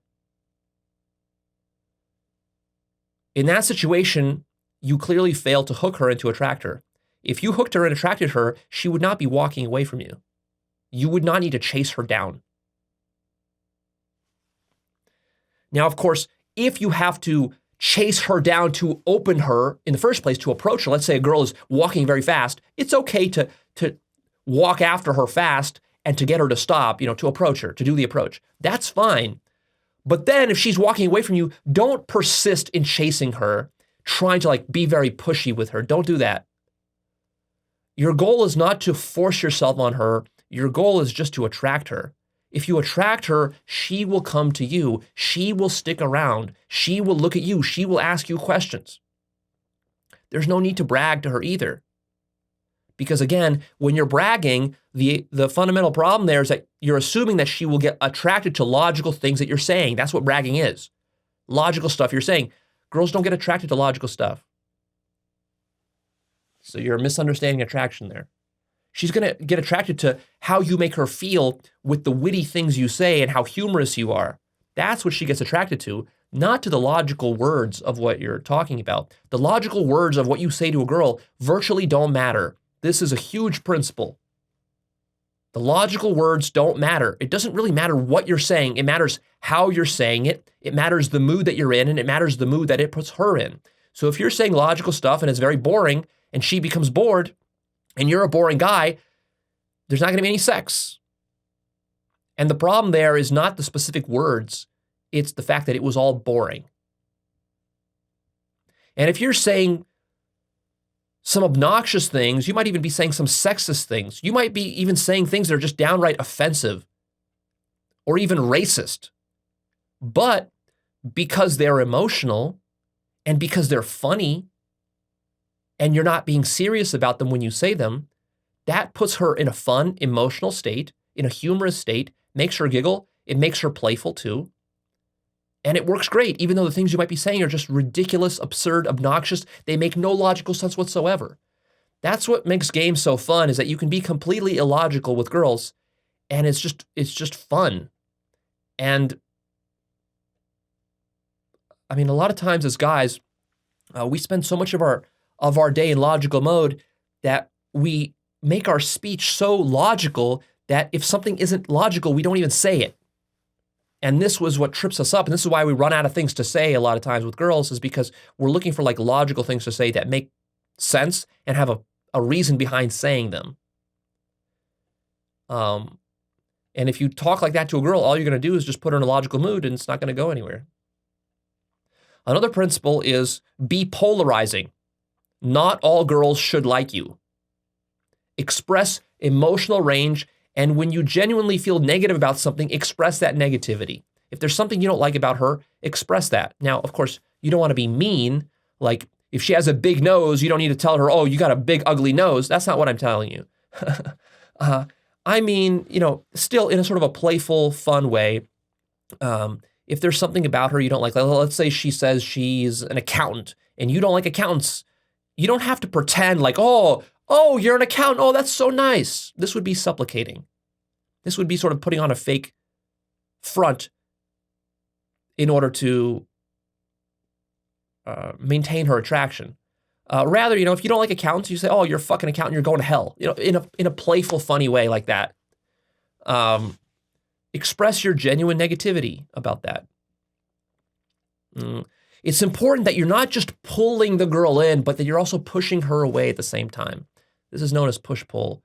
So one of the problems is that if you're very needy, you might come in there and everything you're saying or doing, it's trying to get the girl to get pulled into you. Like you might be pulling her in physically, you might be hugging her, the things you might be saying like compliments. Every compliment you give a girl, that's pulling her into you in the sense that it's showing that you want her. And it's like, come to me, come to me, come to me. Everything you're saying is like, it's all about come to me, be with me, be my girlfriend, this sort of stuff. But this becomes too needy. This repels girls. So you throw out a little bit of that, of, like, come to me, you might hug her, but then as you hug her, you might also push her away a little bit as well. You might give her a compliment, but then also you take it back a little bit. You might say, you're cute, sort of, right? The sorta takes it away a little bit. It's like, oh, you're cute, but maybe you're crazy. It's like, you're cute, but are you also smart? Right? So it's like, a lot of attraction is this kind of tension that builds where you're not completely direct with her that you want her. You throw signs that you want her and that you're attracted to her, but then you also take them away a little bit so that she's a little bit confused and ambiguous as to whether you truly want her and like her. And then this gets her interested, and then this gets her trying to chase you a little bit, and that's very important. She needs to feel a little bit like she's chasing you. A wing of mine made this really great analogy. He said, girls are like cats, and game is like a cat toy. So, when you're playing with a cat toy, with a cat, you don't just plop down the little cat toy in front of the cat and just leave it there. The cat isn't interested in that. When you're playing with a cat, you got to like jiggle and wiggle and jerk around the cat toy like this in like these weird motions, almost like, some sort of like wounded prey. You got to like move it around a little bit, and then the cat gets excited, and then the cat pounces. This is the perfect metaphor for game. The next principle is physical escalation as soon as possible. So begin touching her in non-sexual ways right off the bat, and then keep amping that up. Probably for most of you newbies, you should escalate faster and sooner than you feel comfortable, just to see how much you can get away with. Of course, you can overdo it, but as newbies, you want to practice this. You'll be amazed at how fast you can escalate. So test that out, practice it. You want to become a kind of guy who's just touchy with everybody. Don't just touch girls, touch guys too. Every time I'm going out, I'm meeting wings and friends out at the club, I'm high-fiving them, I'm holding, I'm slapping them over the shoulder, I might slap their ass, whatever, guy friends. I might take them like this, I might shake them, just so that I put myself in this sort of touchy mode, and then I feel comfortable touching other guys. I feel comfortable touching, like if there's a security guard, I can walk over and just put my hand on his shoulder, right? Like you just get comfortable touching guys and girls, both in non-sexual and sexual ways. Become a sort of like naturally touchy guy such that you're not even thinking about touching people. You just are in a sort of just a friendly way. And then when you're talking to the kind of girl you like and you're attracted to her and she's attracted to you, you reach hook point, then you can amp that up and make it more erotic and sexual, and it'll work great. And it'll feel very authentic and just natural. And she'll just perceive you as a touchy sort of guy, just like a very kinesthetically friendly sort of guy. The next principle is lead her and test for compliance. So leading her, I know when I started, I thought that leading her was so hard, but actually you got to like baby step it. So you open a girl, you talk to her for 2 minutes. Even after 2 minutes, just try this. Talk to her for 2 minutes and then get her to just move 2 feet to the left or to the right for whatever reason. Like, oh, there's somebody, we're standing in the path of people here. Here, just move over here. Or it's like, oh, there's a bench right here. Let's walk over to the bench. It's like 5 feet away. Get her to sit down on a bench. Maybe there's a bar area that's a little bit less crowded. It's like, hey, it's too crowded here. Let's walk over here. It's a little bit quieter. Or hey, we're indoors, there's a balcony. Let's go walk to the balcony. Let's look at the view of the balcony. It's nice over there. And just move her. And see how fast you can do that. You should be able to do that within 2 or 5 minutes. Especially if you reach hook point, you'll be able to do that. So just like baby steps, move her a little bit and see if she's compliant or not. If she's not, if she resists, then that you have problems there. You haven't attracted her enough. But as your game gets better, you'll see she's going to become more compliant because she trusts you more. She's more comfortable with you. She's more attracted to you. And then try leading her even further and see how far you can get away with it. So this is all about reminding yourself, because a lot of times you go in and your mind is so focused on doing the approach and your opener and all these other things you got to do that you forget to lead at all. And you can just stay stuck in that set talking to her in the same spot for an hour. And you might say, yeah, that was a great set. I talked for an hour. Yeah, it was. It's good that you talked to her for an hour. That's an achievement. But really, you should have moved her within 5 minutes. Within an hour, you should have moved her like 5 times already. And you probably forgot. So make sure you go the next time and start moving her much earlier. Because it's awkward to stand there for 60 minutes talking, not moving, and then finally after that, you're like, okay, come home with me. It's not going to happen. It's way too big of an ask. It's way too big of a gear shift. You got to slowly bounce her around and get her comfortable following you around. The next principle is err on the side of making a move rather than not making a move. So a lot of times guys go on a first date, right? You're on a first date and then you're walking with her and maybe you sit down on a bench and it's like, oh, this might be a good time halfway through the date to make a kiss. But I don't know. Is she ready for a kiss? I don't know. And then you're hesitating in your mind. Should I kiss her now or should I wait 5 minutes? Maybe it'll be a little bit easier in 5 minutes. And then you wait 5 minutes and then 5 minutes later it's like, but now it's not the right time. We're both walking and it's an awkward position to kiss her in. So I'll wait another 10 minutes. And then 10 minutes come by and then you have other excuses and you're hesitating and hesitating and hesitating. And then you get to the end of the night and you're like, okay, I'm going to do it for sure at the end of the night when I'm walking her back home and I walk her to her doorstep. That's when I'm going to kiss her for sure. And then you walk her there and then you chicken out again because there's some excuse. It's like, oh, well, her friend was texting her, so I didn't have a chance to kiss her because she was looking at her phone. This will happen to you if you hesitate. So you need to train yourself when it comes to leading women to just make a move. If you feel like making a move, if you feel like kissing her, if you feel like now's probably the right time to kiss her, go for it. Even if she rejects you, go for it. It's better than waiting for some better time in the future. Don't second guess yourself. That second guessing and hesitation, that's what's killing you. It's making you anxious and it's putting you in your head. You want to be acting from a spontaneity. So if you spontaneously feel halfway through the date that you want to kiss her, go for it. And if she rejects you, that's fine. You can try again in 5 minutes. This, of course, doesn't just apply to kissing. This applies to everything. This applies to moving her. For example, if you're talking to a girl for 5 minutes and then you feel like, I think I can move her to the balcony. But maybe she won't go with me. But maybe I should talk to her for 10 more minutes before I ask her. No. Take her to the balcony. You already got the feeling, the urge to take her to the balcony. That intuition arose to take her to the balcony. Now take her to the balcony. If she rejects you, if she refuses, fine. She rejects you. Just stay where you are and keep talking to her. Try again in 5 minutes. Likewise, you might be with a girl talking to her for 20 minutes, and then you get the feeling like, hey, these girls are interested in dancing. Maybe her and her friends want to dance. I could take them to the dance floor and we could all dance together. But I don't know, maybe they won't like that. Maybe it's too early. Maybe I got to kiss her first before I take her. Maybe they got to get a drink first. Maybe they got to go to the bathroom first. Maybe I got to do something else first. Maybe I got to check my text messages. No. You already got the idea to take her to the dance floor. Don't second guess yourself. Don't hesitate. Just grab them and say, hey, let's go dancing.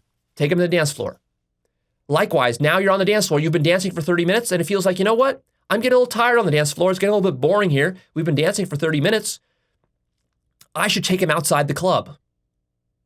We've been here now for a few hours. It's getting late in the night. It's time to go outside. Let's get some pizza outside.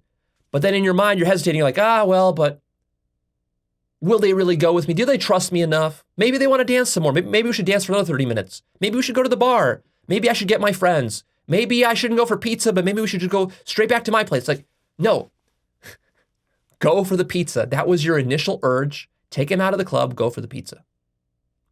And if it doesn't work, then you improvise. If something doesn't work, you improvise based upon that. You don't pre-plan ahead of time. So a lot of what game teaches you is that you stop planning too far ahead because reality will shatter all of your plans. It's way too chaotic at night to have these long, perfect plans. You got to be able to improvise on the spot. And that means acting on hunches and intuitions. And then if those are wrong, you adjust, you calibrate, and then you go based on new intuitions and new hunches. And over time, those hunches and intuitions will become very solid. Next principle, screen her and have standards. Don't adopt the frame that you're going to sleep with anything in the club. Anything that wants to sleep with me, I'll sleep with. That's a terrible frame. You need to have a frame of like, there are certain things I want in a girl in order to enjoy sleeping with her, and I'm going to screen her for those things before I sleep with her. The next principle is abundance mindset.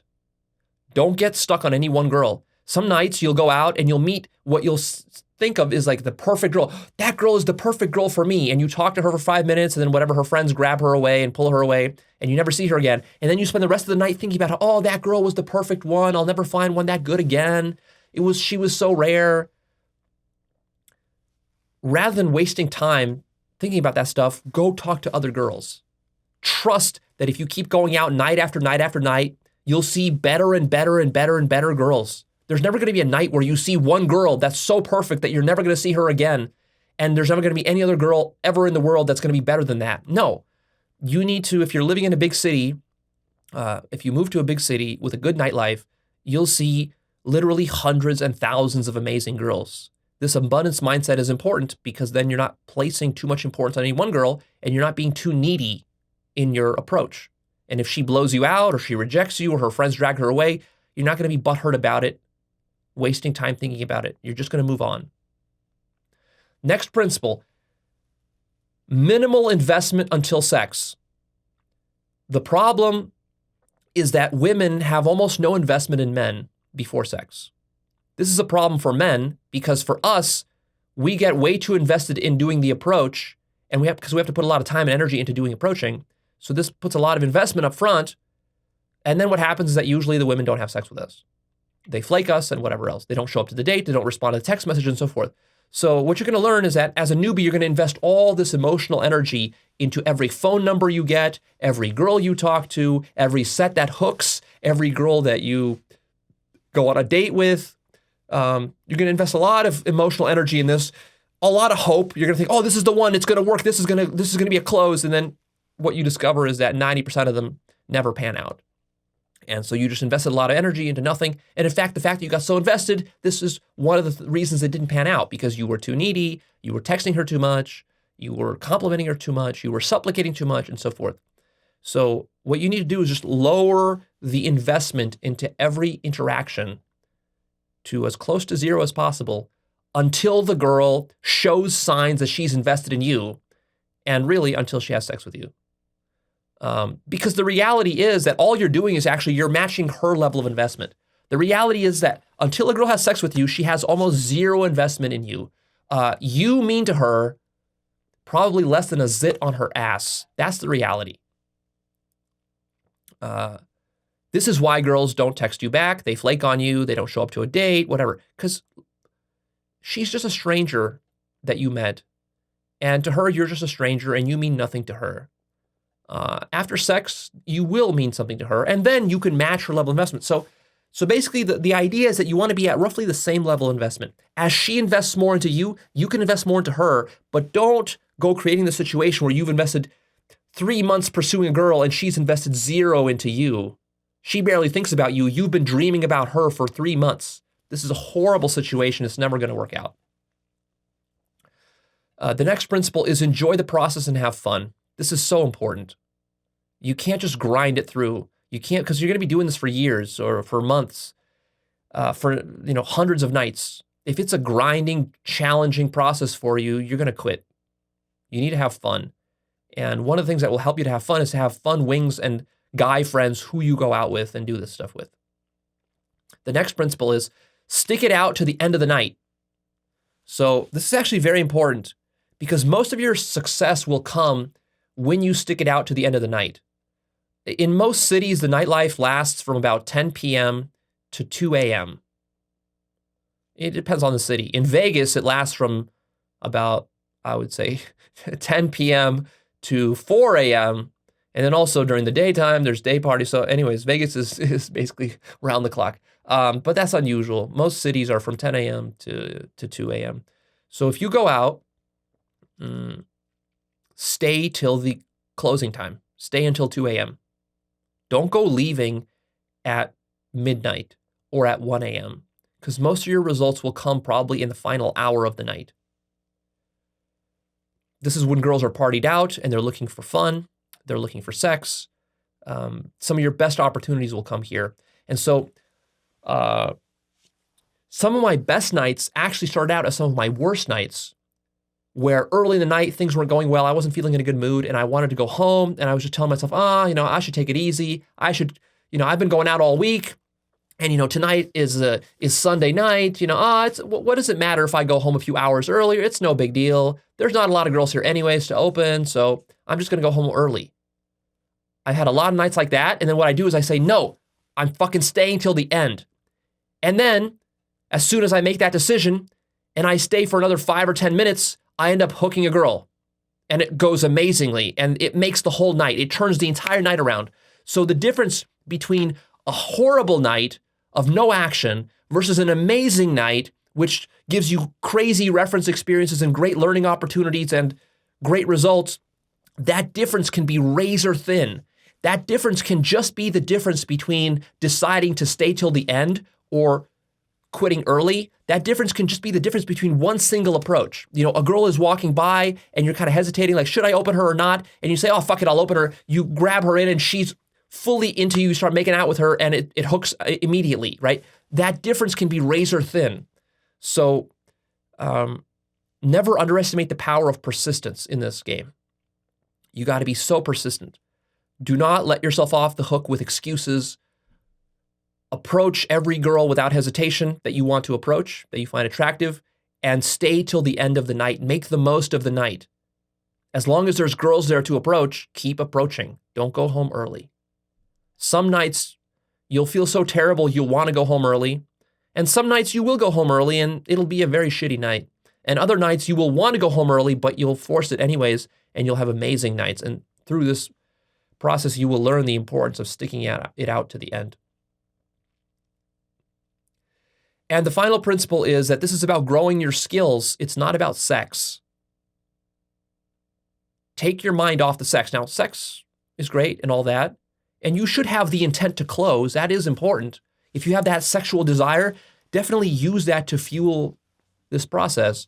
But this is not about sex, really. This is about growing yourself as a man. This is about confidence, building confidence. This is about becoming more social.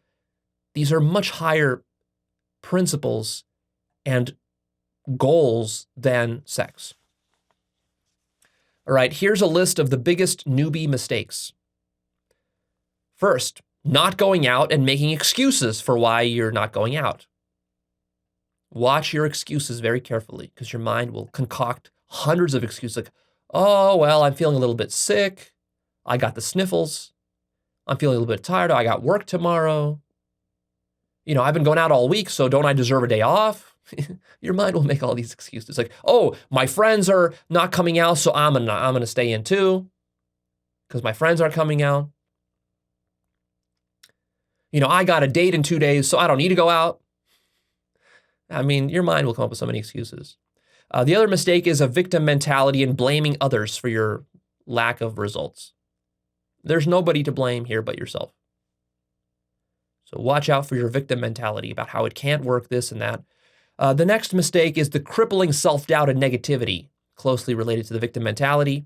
And sub-points here are obsessing over your looks. Stop obsessing over your looks and stop doubting the process. These are probably going to be the two biggest doubts you're going to have in this whole process, is that as you're not getting the results you want, you're going to keep going back to your looks and you say, oh, it's my looks. It's because I'm bald. It's because I'm too skinny. It's because I'm not muscular enough. I'm too fat. I'm too black. I'm too Asian. I'm too brown. I'm too Hispanic. I'm too introverted, or I don't have a symmetrical enough face. I don't have a good enough beard. I don't have a big enough jaw. You're going to keep coming back to this because your mind wants excuses for why you're not getting results. And it's hard to admit to yourself that the reason you're not getting results is because you're not taking enough action and that you're just not very good at game. It's easier to blame your looks.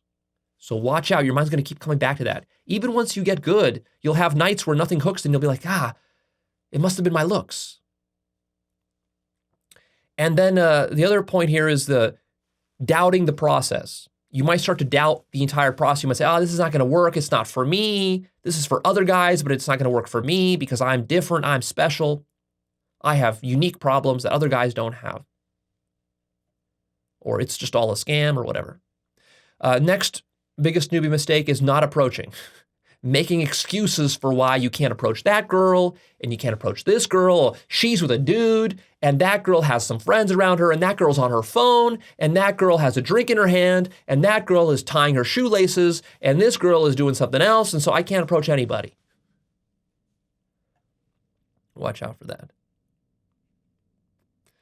The next biggest newbie mistake is one-itis, what's called one-itis, basically getting stuck and obsessed on one girl, thinking that, oh, that's the one perfect girl. How do I get that girl? And putting all your focus energy on just that one girl rather than trying to get good with girls in general. The way you get that girl is by getting good with girls in general, and honestly, just forget about that girl. She's not as special and magical as you think she is. The reason you feel that she's so special is probably because you're not going out and you're not approaching and you're not seeing the full abundance of all the other girls that are out there. Because when you see that, you're going to forget about your one girl. You're coming at it from scarcity. Now, of course, occasionally you will meet a girl who's really exceptional. You connect on a very deep level. Yeah, occasionally you'll get that. And you know what happens when you get that? Usually you're going to act all needy and obsessive about it, and she's going to blow you out. So the less needy you are, the more chances you have of actually landing and closing that one special girl that you will occasionally meet if you go out a lot. The next biggest newbie mistake is reading too much theory. I've talked about this already. You want to be maybe spending 10% of your time on theory and 90% of your time in the field, actually practicing. The next biggest newbie mistake is a meek approach, doing a half-ass approach. I talked about this in part 2. When you approach, you must definitively decide that you are approaching and you go 100%, not 90%, 100%. You walk up fully committed to opening that girl. You get her attention. You make sure you get her attention and you open her firmly like you believe it's going to work. Watch yourself for half-ass approaches and don't let yourself get away with that. The next big newbie mistake is looking for the perfect pickup line or opener, thinking that some pickup line will get you laid. It won't. What gets you laid is your ability to vibe with the girl over a period of an hour or two. No single line will get you laid. In fact, the verbals of any line you say don't matter. And you can test this out by testing out stupid openers. For example, go out tonight and open every girl with an opener like, I hate Facebook. And you'll see that it doesn't matter whether you open girls with I hate Facebook or, I hate Elvis Presley or I hate Donald Trump or I hate vegetables or I hate alcohol. It doesn't matter which of those lines you use. They will open about the same. As long as you're congruent with your delivery. What's going to matter is the congruence of your delivery, your posture, your vocal tonality, your eye contact. That's what's going to matter, not the actual words that you say so much. And so you can test that out. Now, of course, if you walk up and you say some really obnoxious verbal line like, I want to fuck you, that will probably not go so well for you. So yeah, you want to avoid certain lines, certain sexually explicit or very vulgar lines like that, which will probably immediately get you blown out. Although they could also work once in a while too. You never know. Sometimes some of the craziest lines work. But you want to be careful with those. Verbal content doesn't matter so long as it's not like completely obnoxious and just completely sours the vibe and the mood of the interaction. The next biggest newbie mistake is poor body language, poor vocal tonality, poor eye contact, and no smile. These are actually the things you got to work on the most. These are the fundamentals that get you the most results in game, not the verbals themselves. The next big mistake is a stiff body and not being comfortable in the club. Being in a state of anxiety while you're in the club. Being stuck in your head, overthinking things while you're in the club. The next mistake is running out of things to say.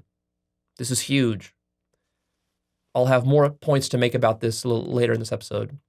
The next problem is ejecting too early. Everything is going great, but for whatever reason, you just want to grab the phone number and eject because you don't want to screw it up by staying in there longer. This is a big mistake. Watch yourself like a hawk ejecting and force yourself to stay in there. The next mistake is being too nice and too friendly. The next mistake is being too needy, too thirsty, and over-investing in the girl. All pull, but no push. The next mistake is asking too many interview-style questions. Being too logical, being too serious. Asking her the most common question of where are you from? Where do you work? What do you do? Why are you here? And just keeping the conversation in that interview mode. The next biggest mistake is trying to be her formal boyfriend, setting that frame. As you approach her, it's like, I'm going to be your boyfriend. I'm going to buy you flowers. I'm going to take you on a date. I'm going to take you to a restaurant. We're going to begin this long courting process. No, set the player frame. Even if you want to be her boyfriend, still start by setting the player frame. Get her attracted first, then once she's interested in having sex with you, then you can move towards the boyfriend frame. And really, you should wait until she actually has sex with you before you start going into the boyfriend frame. Because what you'll find is that if you set the boyfriend frame too early, most likely she's not going to get attracted to you. She's not going to have sex with you. And even if she does, it's going to take a long, long time. Days and weeks it'll take. The next mistake is being too sexually explicit and making sexual jokes that blow you out of the set. Being too vulgar. So watch out for that. The next mistake is being inauthentic. Trying to act alpha, acting macho, acting more cool than you really are, trying to impress her. Bragging, qualifying yourself. Actually, what you should be doing is in a funny way disqualifying yourself, telling her how bad and lame you are. Like if she asks you, what do? You can tell her, I scrub toilets at Taco Bell. That would be a way of disqualifying yourself. Rather than telling her that, oh, I'm an attorney or a doctor that makes six figures, tell her you scrub toilets at Taco Bell. Next mistake, trying to logically convince her into sex. This is not going to work. Stop doing that. Next mistake, not physically escalating right off the bat, resulting in a sort of a creepy physical escalation later on. The next mistake is hesitating when making a move. We talked about this earlier. When you want to make a move, make the move. If you want to kiss her, kiss her. If you want to hug her, hug her. If you want to touch her, touch her. And then if you make a mistake, ask for forgiveness later. You can always apologize if you make a mistake. If you over-escalate, you can always apologize and dial it back. You're much better off doing that than just doing nothing and just waiting. Because then it shows her you don't have balls and you're not leading. And you're not confident and you're not assertive. And that's what women need the most from men, is confidence, assertiveness, leadership. The next mistake is trying to hide your raw attraction from her. If you're sexually attracted to her, genuinely, let her feel it.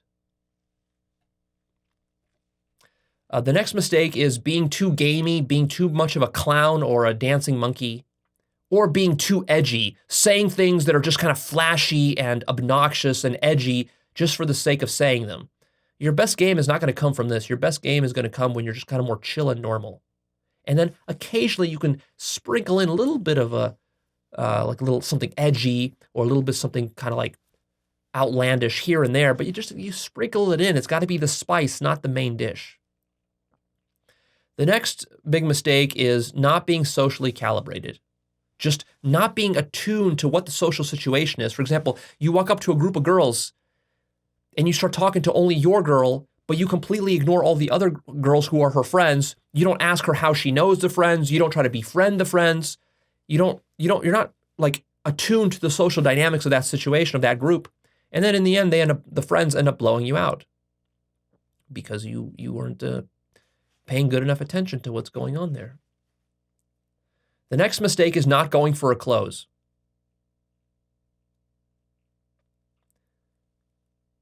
Try to go for a close with every set that hooks. Stick in there. If it hooked, she's attracted to you, see how far it can go. Even if you're not even interested in having sex that night, just see how far you can take it. You need that experience for those times when you actually do want to close. Have the intent to close. Don't just be going out there to collect phone numbers. Don't just be going out there to socialize. Don't just be going out there to flirt but not close. You need to get good at closing. The next mistake is asking women for attraction advice. Don't ask women for attraction advice. Most women don't understand what they're attracted to. The only people who understand how attraction really works are those guys who've gone out and done it hundreds and thousands of times. Women will oftentimes give you just their over-idealized mythological ideas of how attraction should work or what she wants in a boyfriend. This is not what you need to understand how to attract her to be your girlfriend. These are very different things. And so women will mislead you in this regard. Which is not to say that women can't give you some, relationship advice. They can. It's not to say that women can't have insights into femininity or masculinity. They can. There's value in studying and reading that stuff. Like, if there's some dating book written by a woman, fine, you can read that. But like, when you want to know how to really attract a girl at a bar or a club, don't go asking women to tell you how to do that. The next mistake is, or before I move on to the next ones, a little bit more about this point. So like, let's say a girl was attracted to you, but then she lost attraction for you. And then so you text her and you ask her, hey, why did you lose attraction for me? Like, what happened? Why aren't we dating? Why don't you want to have sex with me? And you want to logically ask her, like, for advice on how to improve. Her advice is not going to be good advice for you. That's my point. Her advice is going to be from her point of view, not from your point of view. And there are different agendas here. The male agendas and the female agenda, they are at odds. And so just stick to the fundamentals of game. This stuff has been figured out by guys, right? You don't need to go reinventing the wheel. We know how it all works. And you'll know how it works by going out and testing this stuff. The next mistake newbies make is quitting after less than 1,000 approaches. At least reach 1,000 approaches before you judge this process. It takes quite a while to understand how this all works because it's so deeply counterintuitive and it runs against the grain of society, culture, what you've been taught, your own ideas, your whole nice guy frame. It goes against all that. The next biggest newbie mistake is not moving to a big city. We've talked about this in previous episodes. The next biggest newbie mistake is getting too invested before sex. Hanging your hope on that one particular girl, like you got a phone number and maybe even she's responding to your text messages and you're like, oh yeah, this is it. This is it. I'm going to have sex with this girl. Then you start daydreaming about having sex with her and you start fantasizing about it. Maybe you start jerking off to your fantasies of having sex with her and you just keep planning the dates and you keep waiting for that day she's going to have sex with you a few weeks from now and then you keep obsessing over it and then she never has sex with you. The next biggest mistake is buying her drinks and things. You don't need to buy girls drinks and other things to get them to sleep with you. Honestly, I've never bought a girl a single drink. I'm very cheap. And actually, I probably should buy girls more drinks because sometimes just for logistical reasons, you want to buy a girl a drink, not to get her drunk, but you want to buy her a drink simply because if you don't, it just makes things kind of awkward. And she if you didn't make it awkward, she would have come home with you. But just by the fact that you made it awkward, by making it a thing, she won't because her mood has been soured. It has nothing to do with the drink and it has nothing to do with the money. It's just sometimes there's just a social awkwardness. So sometimes you buy a drink just to avoid the awkwardness. But in general, you don't need to buy girl drinks. In fact, girls should be buying you drinks. And finally, the last newbie mistake is quitting the night early. I've already talked about this. Quitting the night early. Stick in there to the end. All right, so how do you get a girlfriend or a wife? Well, attracting a girlfriend or a wife is exactly the same process as attracting a one-night stand. There's no difference. Because attraction is the same thing. Everything begins with attraction. You can't get a girlfriend or a wife without attraction. You understand this? So the way to get a girlfriend or a wife is to select her from a position of abundance, which means go out there, develop your game, develop your confidence, develop yourself as a man, sleep with 10 to 20 girls, at least, and then from those girls, select one girlfriend for yourself. And if you want, make her your wife. And if you do this, then your girlfriend will genuinely feel like she is the one for you. Because this is what girls want. Girls want to feel like they are your one, the special one. They don't really care if you've slept with 10 or 20 girls, or even 50 or 100 girls. They want to feel like out of all those, she's the one. Now, the mistake that a lot of guys make is that they want a girlfriend or a wife so badly that they will select the first one because they have no abundance. Just any first girl that likes them, they're going to try to fall in love with. This is a bad idea because the chances that she's going to be compatible with you personality-wise and other factors is going to be quite small. And also, you don't even know what you want in a girl unless you've slept with 10, 20, 50 girls. You don't know what you want in a girl. You don't even know what's possible. You don't even know what ethnicity of girl you want. Do you want an Asian girl? Do you want a Latina girl? Do you want a white girl? Do you want a European girl, an American? You don't even know, right? What kind of personality do you want her to have? You don't even know. What do you need from a long-term partner? You don't even know until you've experimented a bit. And also what will happen is that if you sleep with 10, 20, 50 girls, you're going to get some of that out of your system. You're going to burn through some of that karma such that when you do find that one amazing girl, you can make her your one. And then it's going to feel like you don't got to be like thirsting after other girls. You don't have to like be regretting, oh, did I select her just because she was the first one that I slept with? No, I selected her out of a deeper sense of experience and abundance that I had. This is actually going to make your relationship stronger with her. A lot of guys who only sleep with one or two girls and then convert one of them into a girlfriend, they actually have regrets. They might even be in a great loving relationship with the girlfriend, but just because they're so inexperienced, in the back of their mind, like their biology is telling them, like, go out and experience more. Sexually, you're sexually inexperienced, but they have this great relationship. They don't want to break up this relationship on the one hand. They don't want to lose this. On the other hand, they feel this kind of like unburned karma in the back of their mind, which is bugging them. And eventually, actually, it ends up destroying the relationship a lot of times. All right, so you don't want to put yourself in that position. You want to be, I'm not telling you to be some scumbag player that sleeps with hundreds and hundreds of girls endlessly and is never satisfied by any girl. That would be a big problem. But on the other hand, it is also a problem if you're so inexperienced that this makes you needy, this makes you immature, this makes you kind of insecure about yourself and what you want. And also you end up settling for a girl who you're not fully committed to. And then that's not fair to her either, because she wants you to be 100% into her, not just like a lukewarm 75%. Now we come to the question of, but Leo, what do I say? Tell me what to say when I'm talking to girls. What's the combination of magic lines that I say to get her to sleep with me? Can you give me some routines and scripts that I can use? Here's the problem with routines and scripts, is that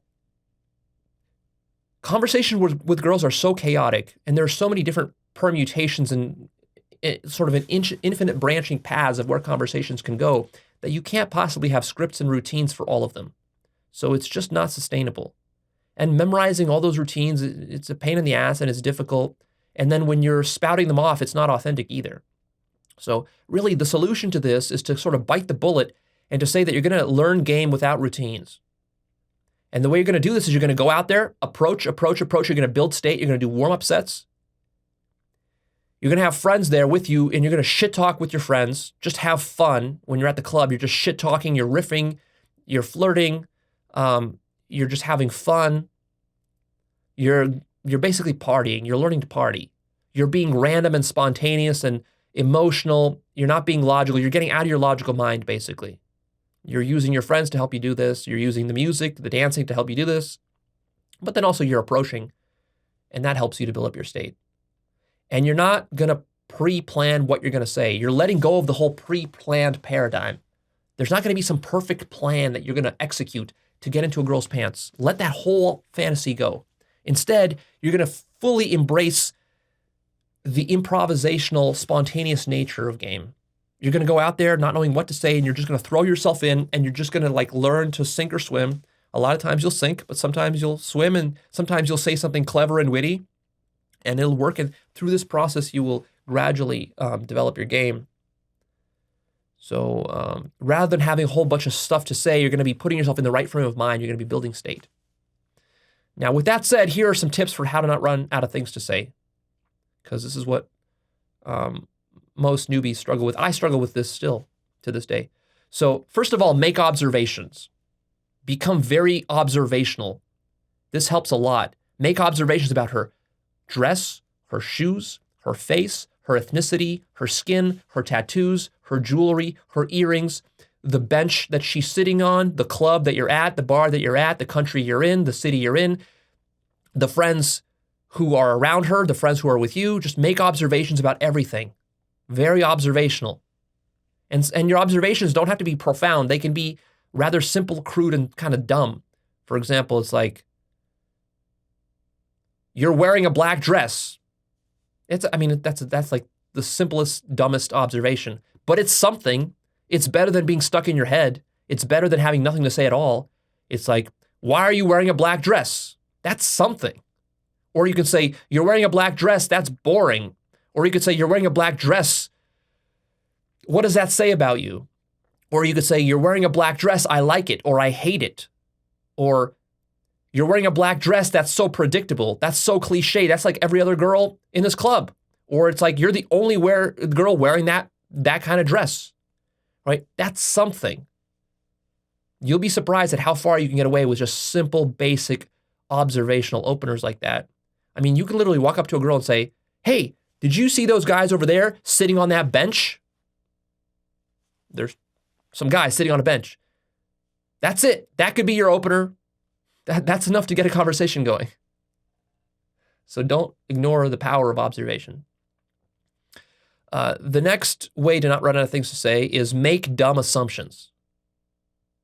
Like, there could be two people sitting on a bench, and you could say, you can just come up with some dumb assumption. It's like, I bet those two guys are gay lovers. You could tell her that. Just a dumb assumption. It doesn't have to be true. You can make dumb assumptions about her. You look like an accountant. You look like a nurse. You look like a philosophy major.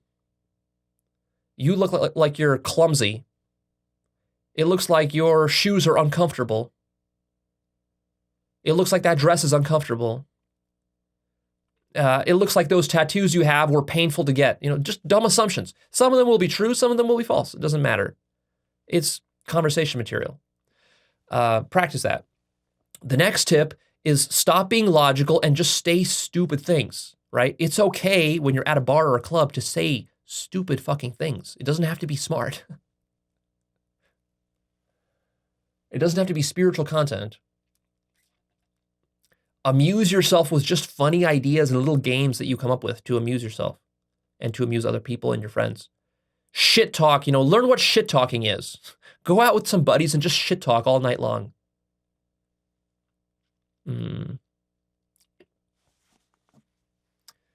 You can tell fantastical stories and you can role play. You can literally just invent stories on the fly as you're talking to her. You can create role play scenarios where it's like, hey, we're going on a honeymoon. You can kind of grab her, pull her in, lock arms and say, let's go on our honeymoon. Where are we going? Around the world. We're going to plan a trip around the world. Let's go to Hawaii. Then let's go to the Bahamas. Then let's go snorkeling. Then let's go scuba diving. Then let's go on a hot air balloon ride. Like, just fucking invent shit. Another great way not to run out of things to say is to read some pop culture and news before you go out. So pop culture is like what's happening with the latest celebrities, what kind of gossip, what's happening in the news, interesting just little factoids and stuff. You can find websites that just do like pop culture news. You can read that for 10 minutes on your phone as you're driving out to the club or whatever, or you're standing in line for the club. You can read some of that stuff and just read one or two articles there, and you'll read some interesting factoid about something. And then you can bring that up in the conversation. For example, the last piece of news that I read is that like over 100,000 people in America died last year from opioid overdose. That's just, it's just a little factoid. I can sprinkle that into the conversation that I have. If I go out tonight, I could say, I can start a conversation about that topic. It's not particularly sexy or whatever, but it's something to talk about. And since it's new, it's news, it's kind of topical. And the person might say, oh yeah, I heard that too. Or it's like, oh yeah, that celebrity did something crazy in the news. Oh, okay, yeah, I heard that too. And we can talk about it, and that'll generate some fodder for conversation. The next way to get fodder for a conversation is talk more about yourself. If you have nothing to say, you run out of stuff to say, and you're very introverted, the problem is that you don't talk enough about yourself. Talk about yourself. What are your plans for your life? What are your dreams? What are you working on? Are you working on a business? Talk about that. Is there some problem in your life? Talk about that. Is there somebody you hate in your life? Talk about that. Is there something that pisses you off? Talk about that. Did you just get out of a breakup? Talk about that. Is there some crazy thing that your ex did that pissed you off? Talk about that. Whatever. Talk about yourself. It could be past stuff or future stuff. Don't neglect the future stuff. Talk about your future and your dreams. If you're the kind of guy that says, Leo, I'm young, I'm 21 years old, I have not traveled around the world, I have very little life experience, I don't have interesting stories, I haven't done any cool things, all I've done is played video games my whole life. Okay, fine. So you don't have a lot of life experience to work with. But how about the future? How about your dreams? Talk about that. Where do you want to travel to? Where do you want to live? What kind of job do you want to have? What do you want to do with your career? How do you want to impact people? What kind of relationships do you want to have? What kind of car do you want to drive? Talk about all that shit with the girl. And assume she's going to be interested. Us introverts, we usually tend to not like to talk about ourselves and our dreams and our future, and we just assume that people won't be interested in us. This is a bad assumption. You got to correct this. The next way not to run out of things to say is to free associate. I've talked about it a little bit in part 2. I've explained what that is. So free association practice, improv practice. The next point is watch and listen to infields of guys who have good verbals. You can find these infields online, on YouTube and so forth, of guys doing game, day game, night game. Listen to their infields, listen to their verbals, listen to what they're talking about. You'll notice that they're talking about dumb things that are not very significant, not very logical. Take notes on that and just dissect it, not so that you can regurgitate all their lines, but just so you can understand what a nothing conversation really is. I mean, for me, it was difficult because all the conversations I used to have were very substantive conversations, like the kind of videos that I shoot for Actualized.org. A lot of substance, right? A lot of insights, a lot of depth to it. So for me, what was very difficult is I didn't even have a framework for what it's like to be at a bar or a club and to be talking about absolutely nothing. I mean, you're talking, but it's like verbal diarrhea. You're not saying anything of import or significance or logical meaning. It's just pure shit talk. You're saying nothing, and yet your mouth is moving.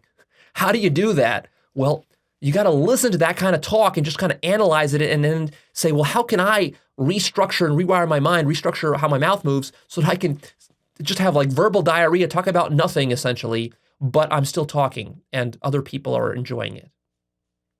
That's something you got to learn. Another point that will help you to not run out of things to say is make a list and have some of your favorite funny lines.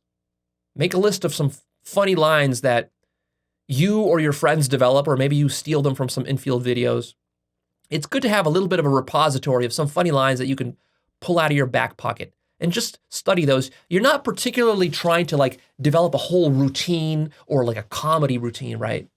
You're just kind of inventing funny lines and you're memorizing a few of them that you can kind of sprinkle into conversations once in a while. Funny things you can say. I'll give you a few of those here in a minute.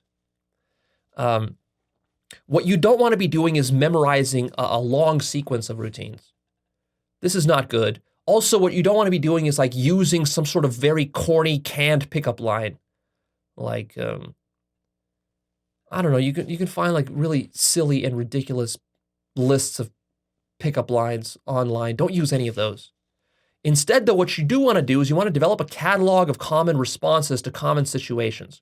Because what you'll notice is if you go out a lot, you're going to encounter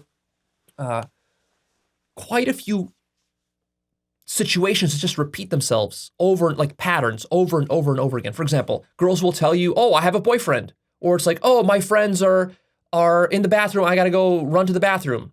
Or they will tell you that like, oh, we got to go for food. Or they will tell you, oh, I'm from California, or I'm from Brazil, or I'm from Russia, right? And you'll keep encountering these situations over and over and over again. You'll keep encountering situations where girls are too drunk. You'll keep encountering situations where girls drop their phone, where girls take off their shoes because their high heels hurt at the end of the night. Situations where the girl has lost her friend, situation where the girl is crying, situations where the girl is dancing crazily and lost her balance or whatever. And so you want to have some sort of witty responses to these situations. These are not so much pickup lines.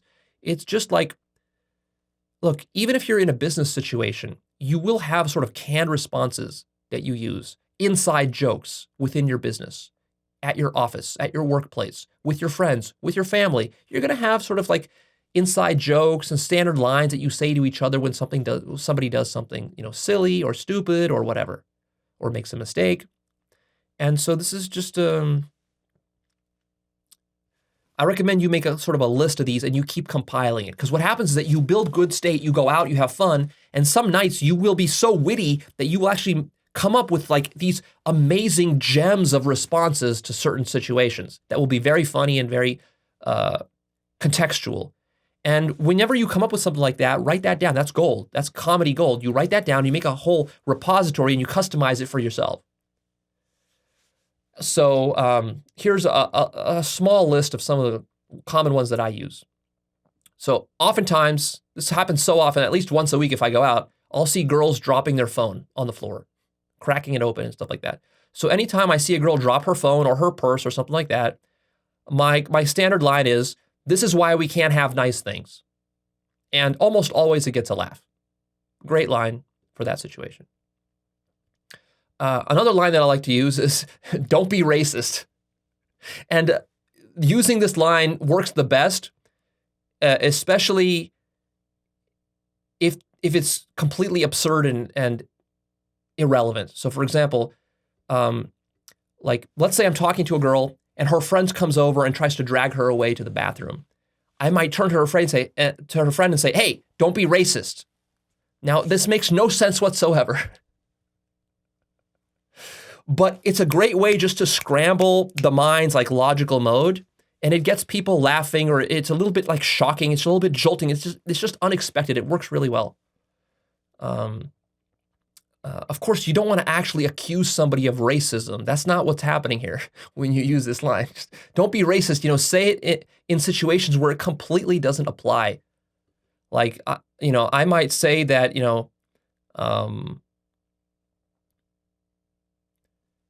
let's say I say, oh, I like Eckhart Tolle, and she says, I hate Eckhart Tolle. I might say, hey, don't be racist. And of course, you're saying it in a funny way, right? It has nothing to do with racism, but it's just a great response all around.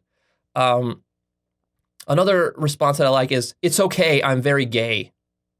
So the way I might use this one, let's say I do a very physical opener on a girl right off the bat. She's walking, it's a dance floor area, loud club. I grab the girl, I pull her in. I'm hugging her and it hooks and it's going really well. She's smiling, she's loving it. I'm rubbing her body and then I whisper in her ear, I'm very gay, it's okay, right? And this just makes her giggle even more because obviously I'm not gay. Obviously I'm physically escalating and this is just a bit of so it's a pull and a push, right? This kind of pushes her away and it makes her wonder like, is he gay? But wait a minute, his hands are on my body. He can't be. He's not acting gay, but he's telling me he's gay. What's going on here? It scrambles her mind. It's great. Also, if she has a boyfriend, a great line is just to say, it's okay, just tell him I'm gay. That always gets a laugh. Another great one is, I hate you. Basically, this one's very generalizable and universal. You can use this almost for anything. She tells you something that you don't like or whatever, you can just say, I hate you. But you say it with a smile like, I hate you. Or you can say it very slowly. Like, for example, actually a very great opener is that a girl's walking by, you grab her by the hand, you pull her in, you smile at her, and you look at her in the eyes. She's looking at you, it's clearly on, and then you whisper in her ear, I hate you. Great. Amazing. Another one is, can't we all just get along?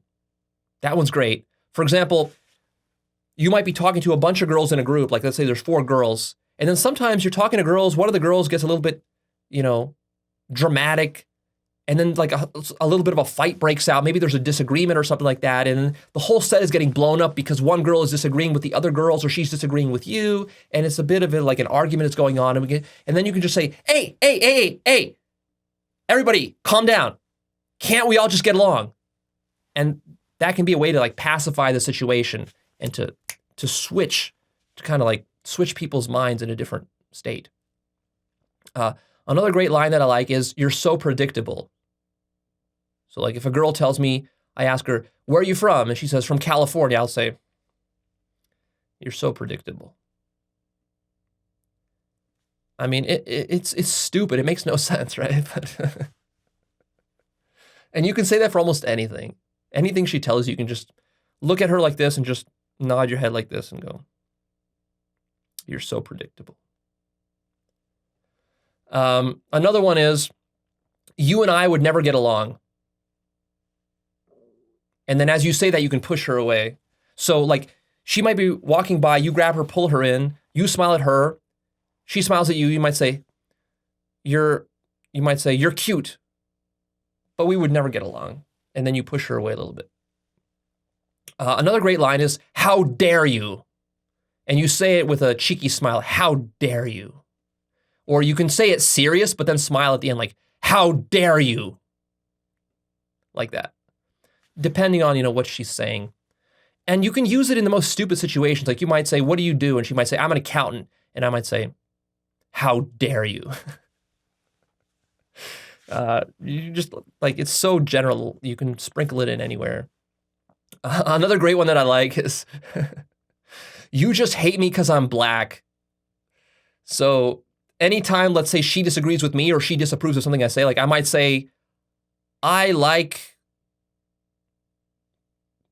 meditation or something. And she might say, oh, meditation. Like, no, I don't like meditation. And I might say, you just hate me because I'm black. Again, very nonsensical, but it works great. Another one is, so sometimes when you're like trying to pull a girl home or whatever, she might be uncomfortable with you. She might feel like she doesn't really know you that well. She doesn't know if you're going to rape her or you're going to kill her or whatever. So a great way to disarm that is say, don't worry, I've only murdered 3 people and all of them deserved it. So a line like that, I would sprinkle in, like if I'm walking a girl to my car, for example, that would be a great line. Because when we're walking together to my car, you know that in the back of her mind, she's thinking like, where's this guy taking me? Can I trust this guy? Right? And so the worst thing to do would be say, yeah, you can trust me. It's like, no, don't. You can ask her like, do you trust me? And she's like, sort of. And then you can say, you shouldn't. Or it's like, don't worry, I've only murdered 3 people and they all deserved it. Great line.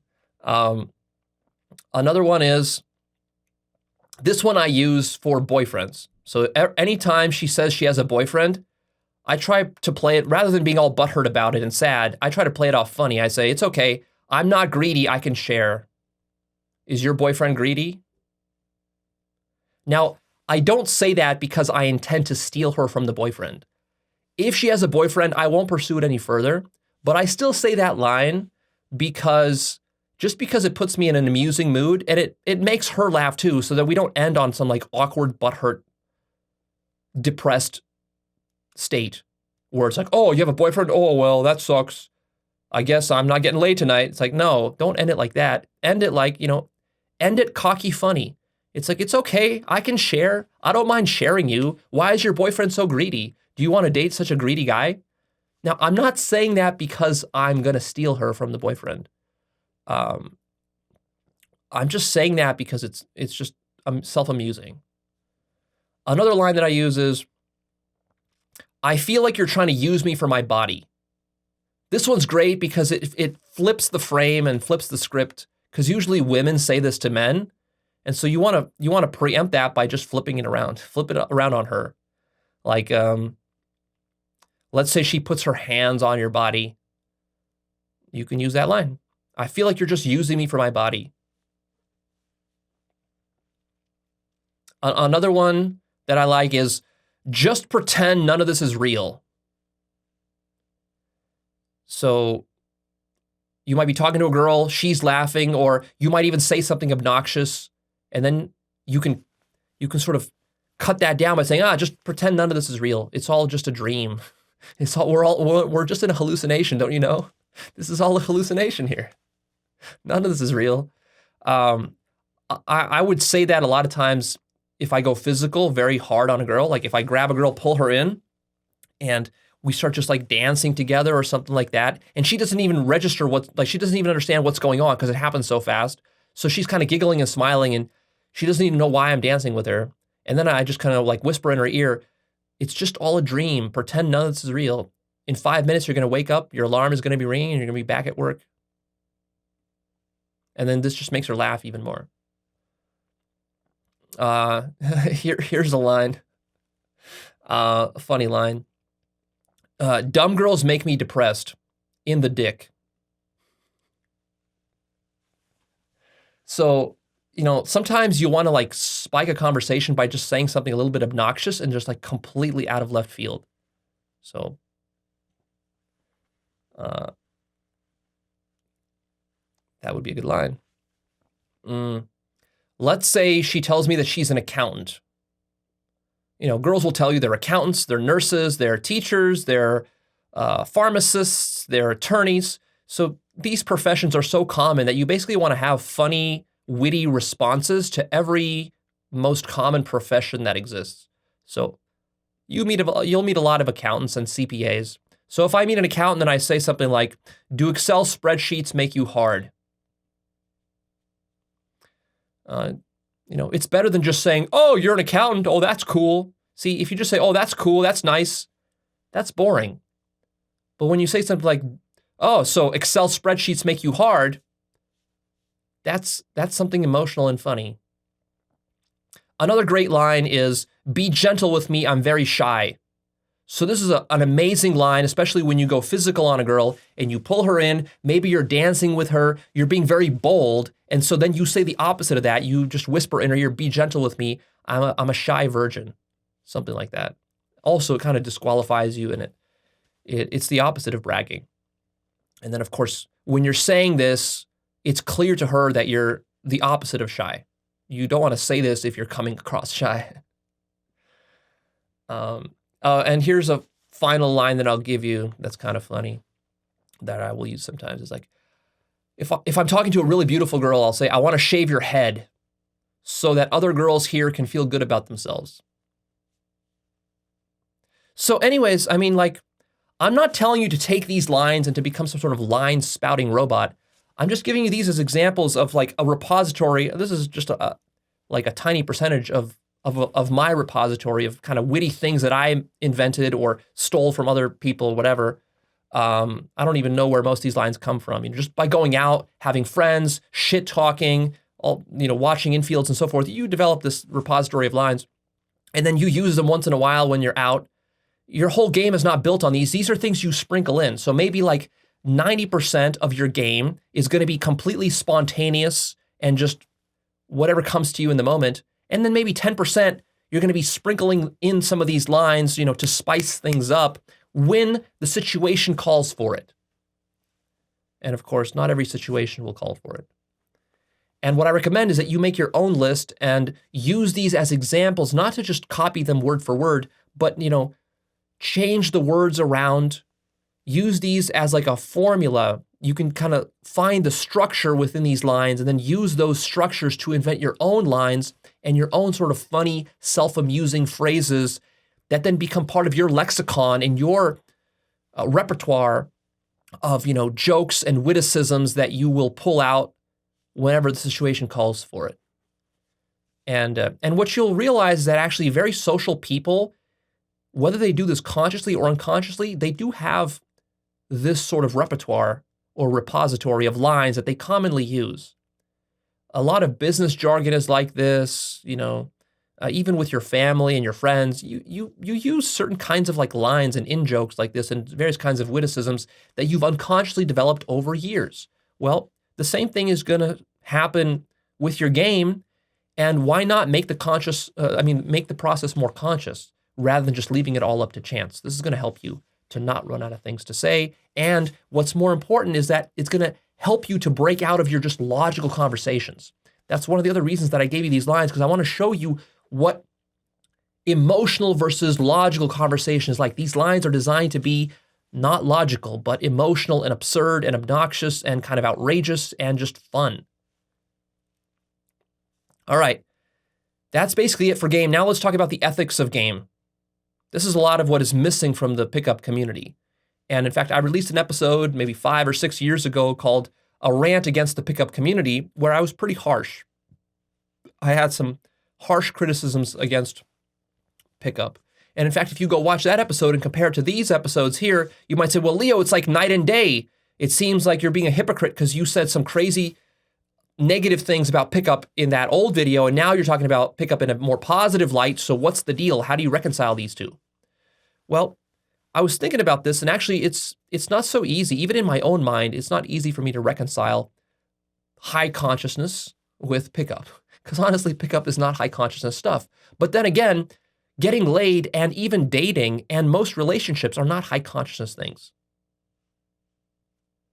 The dumber you are, the more sex you have. The dumber you are, the more you date. Right? Very high conscious people, they don't have much sex. They don't date very much.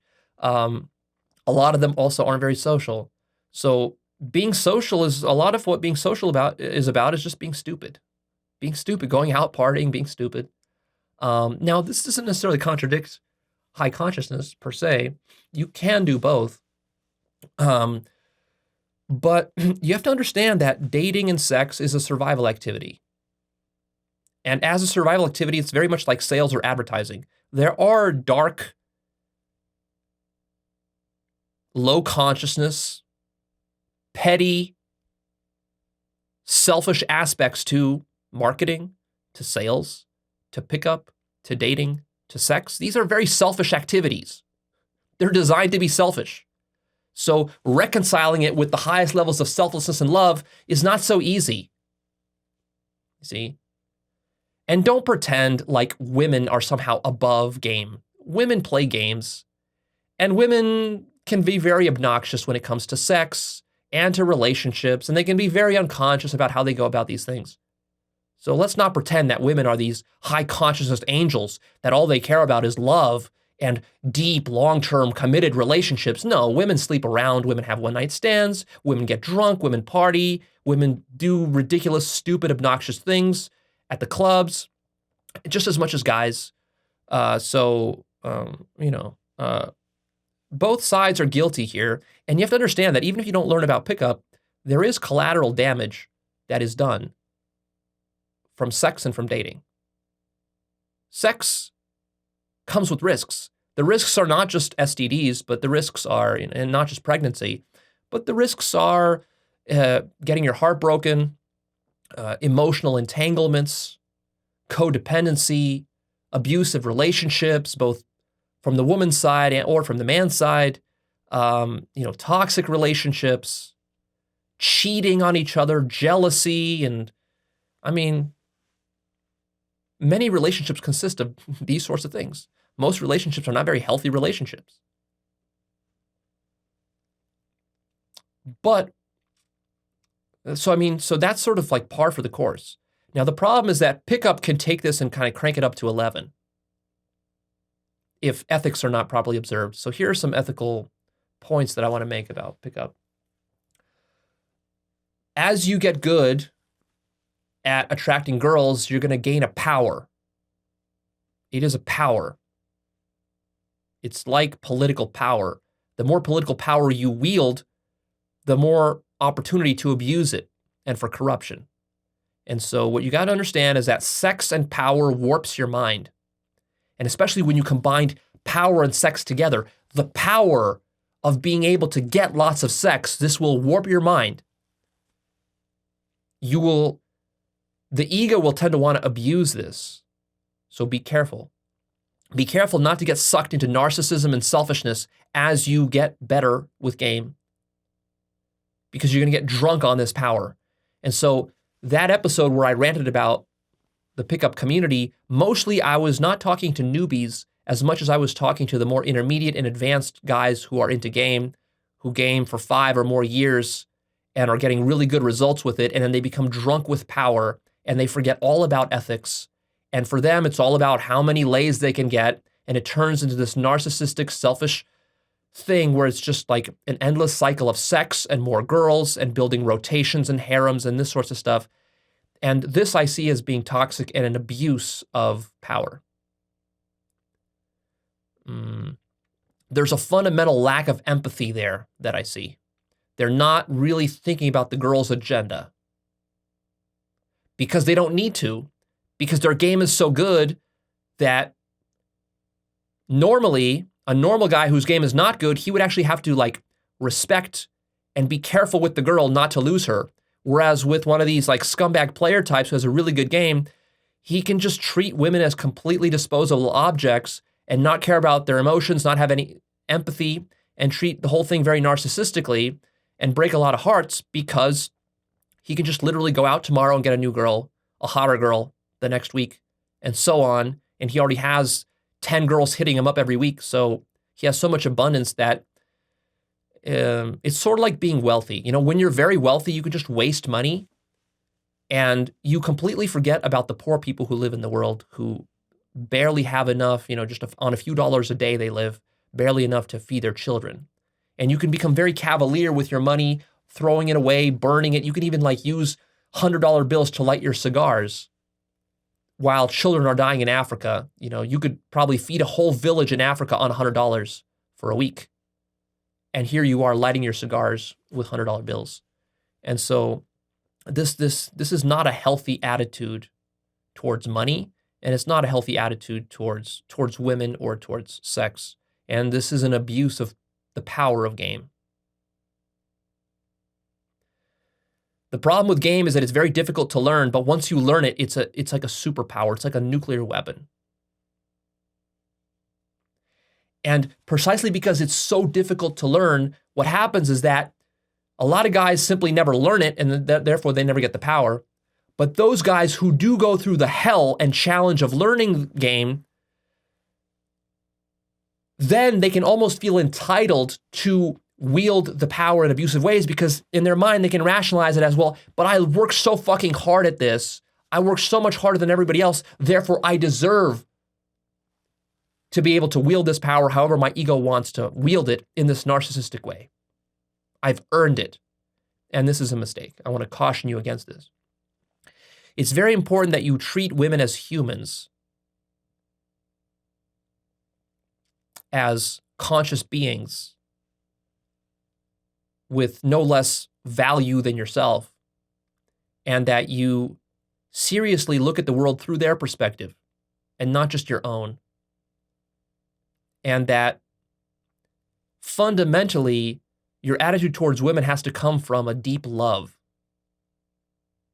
And I think a lot of PUAs bullshit themselves about this because they will tell themselves that they're coming at this from a place of love, but really it's a place of narcissism and selfishness. It's a sort of a limited narcissistic love for oneself and the ability to get sex, but it disregards the agenda of the other person. True love is to want for the other what is best for themselves, to want for the woman what is best for her.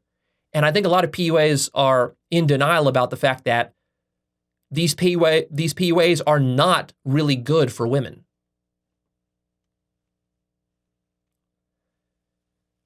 Stop treating women as numbers and objects. Have compassion and empathy for her feelings. A lot of PUAs, part of the process of developing yourself into a player involves shedding empathy and compassion, because empathy and compassion makes you sort of a beta nice guy.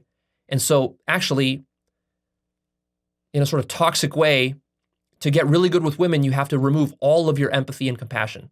That can be helpful, but it can also become a trap. So you're kind of making a deal with the devil here. To get lots of sex, you stop having empathy and compassion.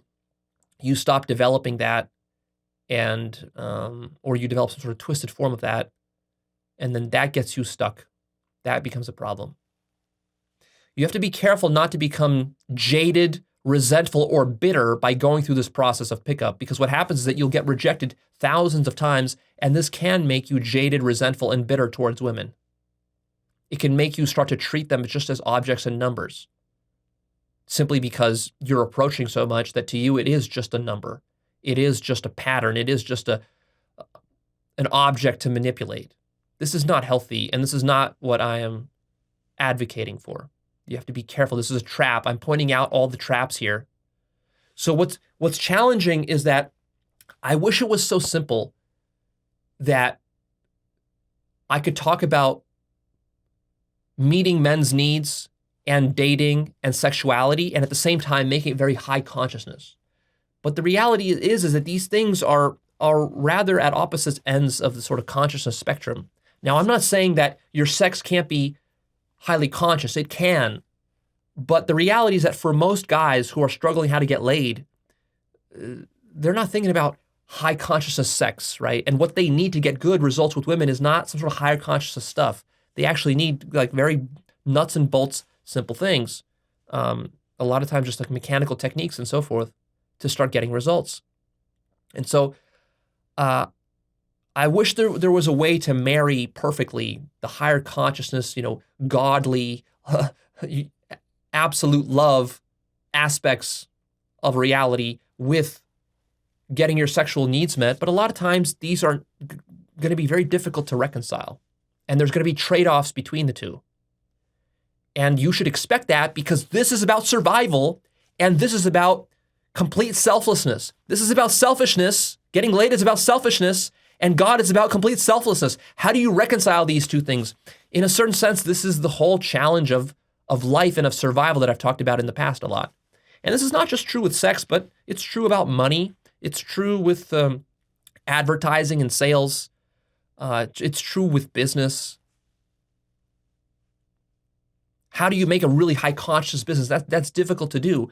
And for most people who are just struggling to pay their bills, telling them about high consciousness businesses, selfless ways of running a business, this is not going to help them to pay their bills. They're not at that level yet. They have to do a lot of low consciousness business before they can rise to a point of appreciating and doing high consciousness business. But nevertheless, there are still some ways of doing business which is very unethical, and I want to point those out to you, because I don't want to be teaching unethical business practices, and likewise, I don't want to be teaching unethical dating practices either. And where do you draw the line between what is and isn't ethical? This is also very difficult to do, you see? So I don't really have like clear, perfect answers for you here. I can just point out the traps, and then it's going to be your responsibility to avoid these traps and not get seduced to the dark side here, into selfishness. And since your sex warps your mind so much, your craving for sex, this is a very deep desire that us men have especially, there's going to be a tendency for you to sort of backwards rationalize whatever helps you to get lots of sex, to rationalize why it's actually good and loving and selfless and godly and conscious and all of this. I see this in a lot of PUAs who are serious players who have slept with hundreds of women. They have all sorts of stories and excuses in their minds about how they're treating women, how it's actually all fine and good and even loving. So watch out for that trap. Do not blame women for not sleeping with you. No woman owes you sex. This is important. When women reject you a lot, you can start to blame them, want to blame them for not sleeping with you. Be respectful, be friendly, be kind. Don't be a jerk. Don't be a fucking asshole. Don't be obnoxious. Don't be offensive deliberately. Try to reduce that.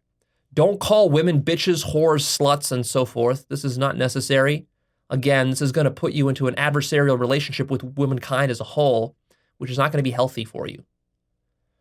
Don't be creepy. Don't be cruel. Don't be hurtful. Don't be angry. Don't be obnoxious. Don't physically coerce women into sex. If she tells you no, and she's not smiling, and she means it, and she's firm, no, then that's where you stop. None of this that I've been teaching is anything about coercing her into going home with you. If at any point she doesn't want to come home with you, you don't take her home.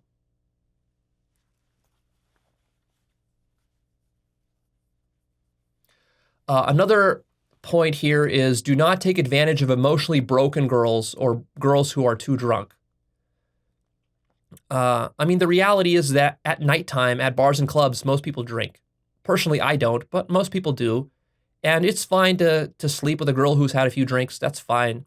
That's how most people have sex. Your parents probably had a few drinks before you were conceived. And without those drinks, you probably wouldn't be here right now, and probably neither would I. That's just the reality. Probably if we got rid of alcohol, the world's population would probably be half of what it is. But there's a difference between just having a few drinks and just being really, really drunk to the point where you've lost your cognitive capacities. So if you see girls like this, then don't take advantage of them. I have known some really scumbag players who would take advantage of girls who are totally drunk. And I don't consider that ethical. So watch out for that. Don't do that. And also, I've known some players who will take advantage of emotionally broken girls. Like, I know a guy who would hit on girls who were like crying outside the nightclub because they just had a breakup or their friends left them or something like that. And they're sort of in a traumatic, very emotionally vulnerable state. And then this guy would walk up to her and chat her up, run game on her, and then take her home. She's very likely to come home with him because she's in an emotionally vulnerable state. He's taking advantage of her. I don't consider this ethical game. Again, you have to look at it from her perspective. Is she going to regret this later? Is she in a place where she's actually deciding in a conscious way that she likes you? Or are you just really like a vulture taking advantage of a situation? And that you really don't care about her well-being. You're just trying to use her. And, you know, she's just like the lowest hanging fruit that you can find in the night. So don't do that. Try to reduce lying and manipulation and inauthenticity as much as possible. Reduce collateral damage and avoid breaking her heart. So I think a lot of players are very much in denial to themselves about how much they break girls' hearts when they kind of like hook them in and then string them along and then eventually just leave them out to dry. Do not mislead her about your intentions and what you want with her. Be clear and upfront with her about it. Don't turn pickup into an ideology or an identity. Don't base your whole life around it. Don't turn it into a life purpose. Do not ruin relationships and marriages. So what I recommend is that if a girl says she has a boyfriend and it's a serious boyfriend, and if she says she's married, then just leave the set. Don't push it further. I know some players who will still keep going if she says she has a boyfriend. To me, this is unethical. They rationalize it to themselves by saying that, oh, well, but if she's gonna sleep with me, that means she's not really into her boyfriend, and therefore it was gonna end anyways. Yeah, maybe so. Maybe that's true. But even if that's true, it's still not ethical for you to sleep with her if she has a boyfriend. You should know better. You're not looking out for her best interest in that situation. You're just being exploitative. Just because you can run game on her and make her attracted to you, that doesn't mean that you should. Don't brag about your conquests. Don't do revenge porn, sex tapes, secret videos of her having sex with you, field reports, posting pictures of her online and stuff like nude photos. Like, don't do that. Don't be a selfish asshole. Treat your girl well. Don't be a jerk to her. So once she's attracted to you and she's sleeping with you, treat her well. Treat her like a princess. Because you actually care about her. A lot of PUAs, they'll like sleep with a girl, but then deep down they sort of hate her, or they're bitter towards her, or they're like vindictive. They want to take vengeance on her. This is very immature, low consciousness, and it's going to create a lot of bad karma for you. Don't cheat on girls. This goes back to the point about not misleading her about your intentions. So if she assumes that you're exclusive with her, then you shouldn't be cheating on her. Otherwise, make it clear to her right off the bat that you guys are not exclusive so that she knows that you're going to be sleeping with other girls as soon as possible. I recommend that you use game as a way to build deep relationships, to find that right girl for you. That's really the proper use of game. Find the right girl for you. Don't just be endlessly cycling through girls, because this is not going to satisfy you anyways. What you really want is deeper love and deeper sexuality and deeper intimacy. And you're not going to get that just by having a bunch of one-night stands. Also, I want to encourage you to think deeply about the ethical problems with building rotations and harems. So a lot of PUAs that I know, they'll have 10 girls that they see on rotation, a bunch of friends with benefits and fuck buddies and so forth. And then as they're doing this rotation, girls fall out every couple of months, then they replace them with new girls. And so they just keep a rotation going. If your game is good enough, you can do this. But of course, the problem is that you're exploiting these girls. You're not really being honest with these girls. You're not being loving towards these girls when you build these rotations and harems. So I don't think that this is a very ethical way to go. Contemplate the problems with that. I recommend that you plan to outgrow cold approach. Have an exit strategy. Don't stay in it into your 40s and 50s and 60s. Have an exit strategy. Also, work on your traumas and your fear of intimacy and commitment. A lot of PUAs have serious problems with trauma, fear of intimacy, and commitment. You guys need serious work on that. It's really holding you back in terms of your evolution on a spiritual level and with ego development, the stages of ego development. You got to work that shit out.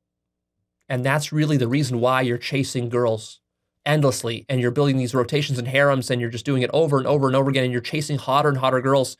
This is not going to satisfy you. And really the reason you're doing it is because of unresolved trauma, fear of intimacy and commitment, and a lack of understanding of the kind of depth of love that is possible with more longer-term committed relationships. Stop chasing after the hottest girls and the perfect 10s as though this is what life is about. I would actually recommend that you lower your standards for physical attractiveness so that you're settling for a less attractive girl, but one that really matches you, one that has a really healthy personality, one that is spiritual, that is interested in self-actualization, other things that you're interested in, so you can grow together. Sacrifice a few points on physical attractiveness to get a better personality. This is a very worthwhile trade-off. Some of these hottest perfect 10 type of girls, they end up being narcissists. They end up having borderline personality disorders or other sorts of crazy problems, emotional drama and so forth. And that turns into toxic codependent relationships that you don't want to have anything to do with, even though she's really hot. It's not worth it. And lastly, do not get stuck in spiral dynamic stage orange. That's where I feel that most PUAs go wrong, is that they get stuck in this cycle. They get drunk with their power, and then they just game endlessly. And they just keep gaming and gaming and gaming and gaming with more girls, hotter girls. And then where is it going? They don't have an exit strategy, and they just get stuck in stage orange. And then they might even study higher stages. They might study stage green and stage yellow and so forth. They might even talk about spirituality, but fundamentally, they are still stuck at that chakra 2 stage orange place where they're basically run by their dick. Their life is run by their dick. You're letting your dick run your life. This is not a proper use of game. That's not what I'm suggesting. And so when a lot of women react negatively against this topic of how to get laid, this is really what the women are reacting against, is a lot of these ethical problems and this idea that basically they're like, Leah, why are you talking about this? Why are you teaching guys how to get stuck in stage orange? Well, of course I'm not. I don't want to teach guys how to get stuck in stage orange. But what you have to understand is that if we don't talk about stage orange, then we can't get them to higher stages. So, ladies, I understand your concerns here. But you have to understand also the power that sex has over men's minds.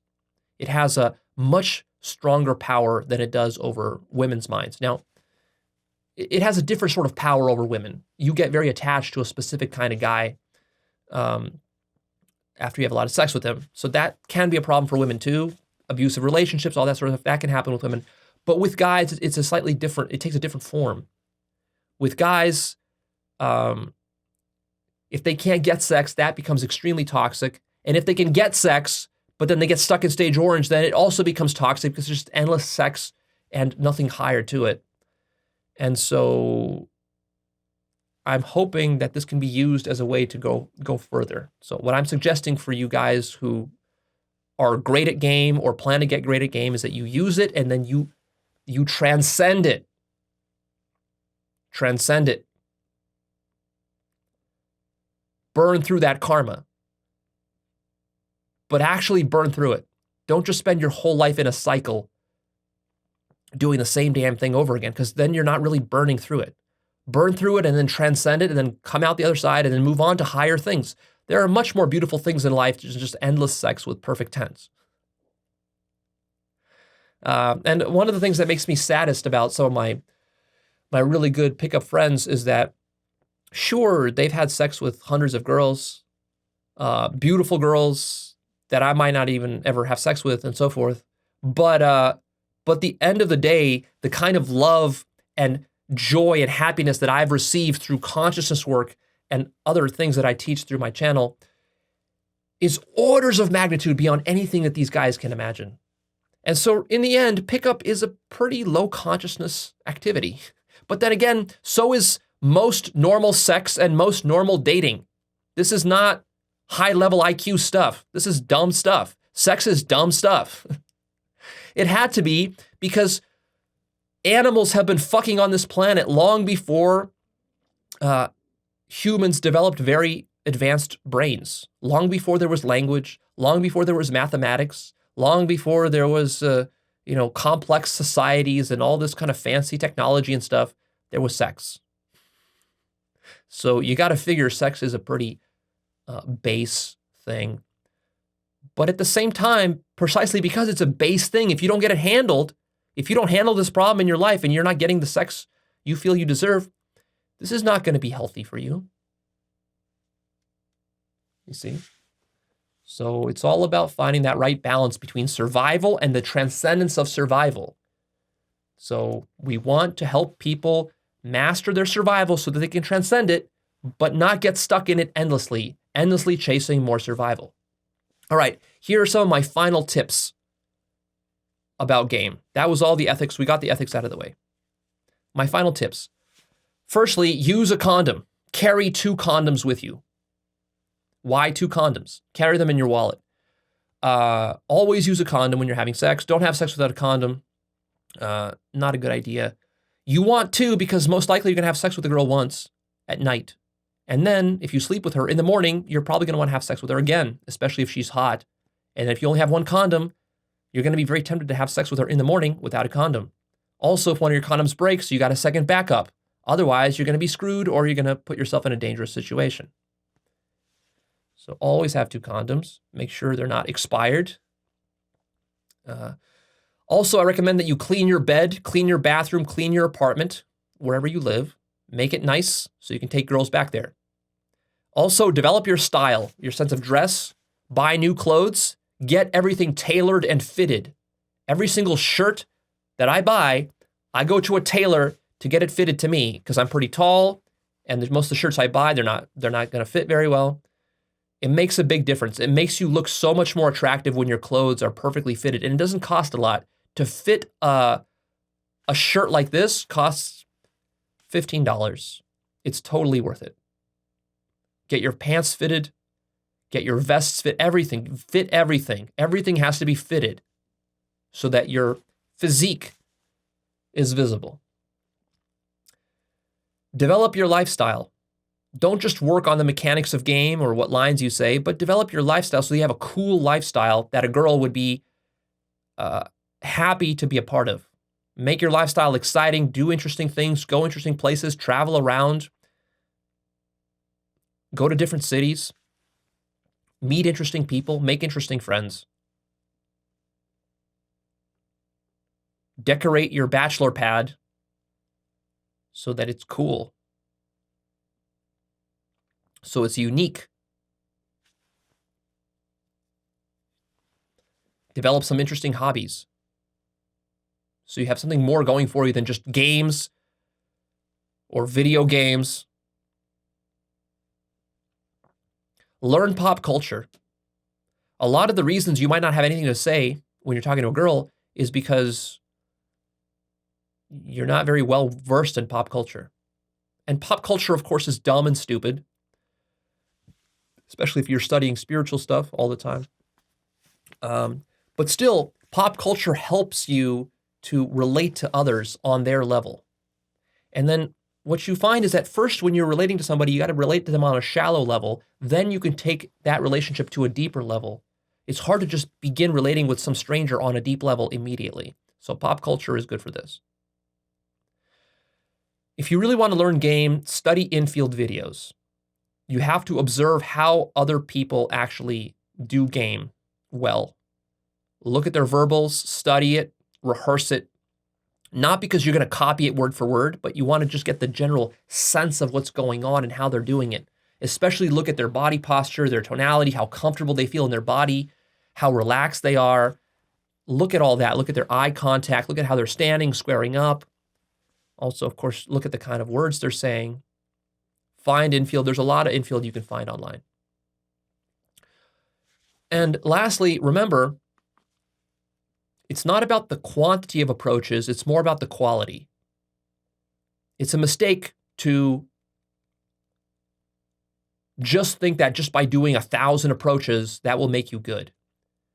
You need to do 1,000 high-quality approaches to become good, not just approaches. It's easy to do bad approaches. Make sure that you analyze why your approaches are working or not working. Otherwise, you could be doing thousands, even tens of thousands of approaches, but not be getting that much better. So quality of approach over quantity of approach is important.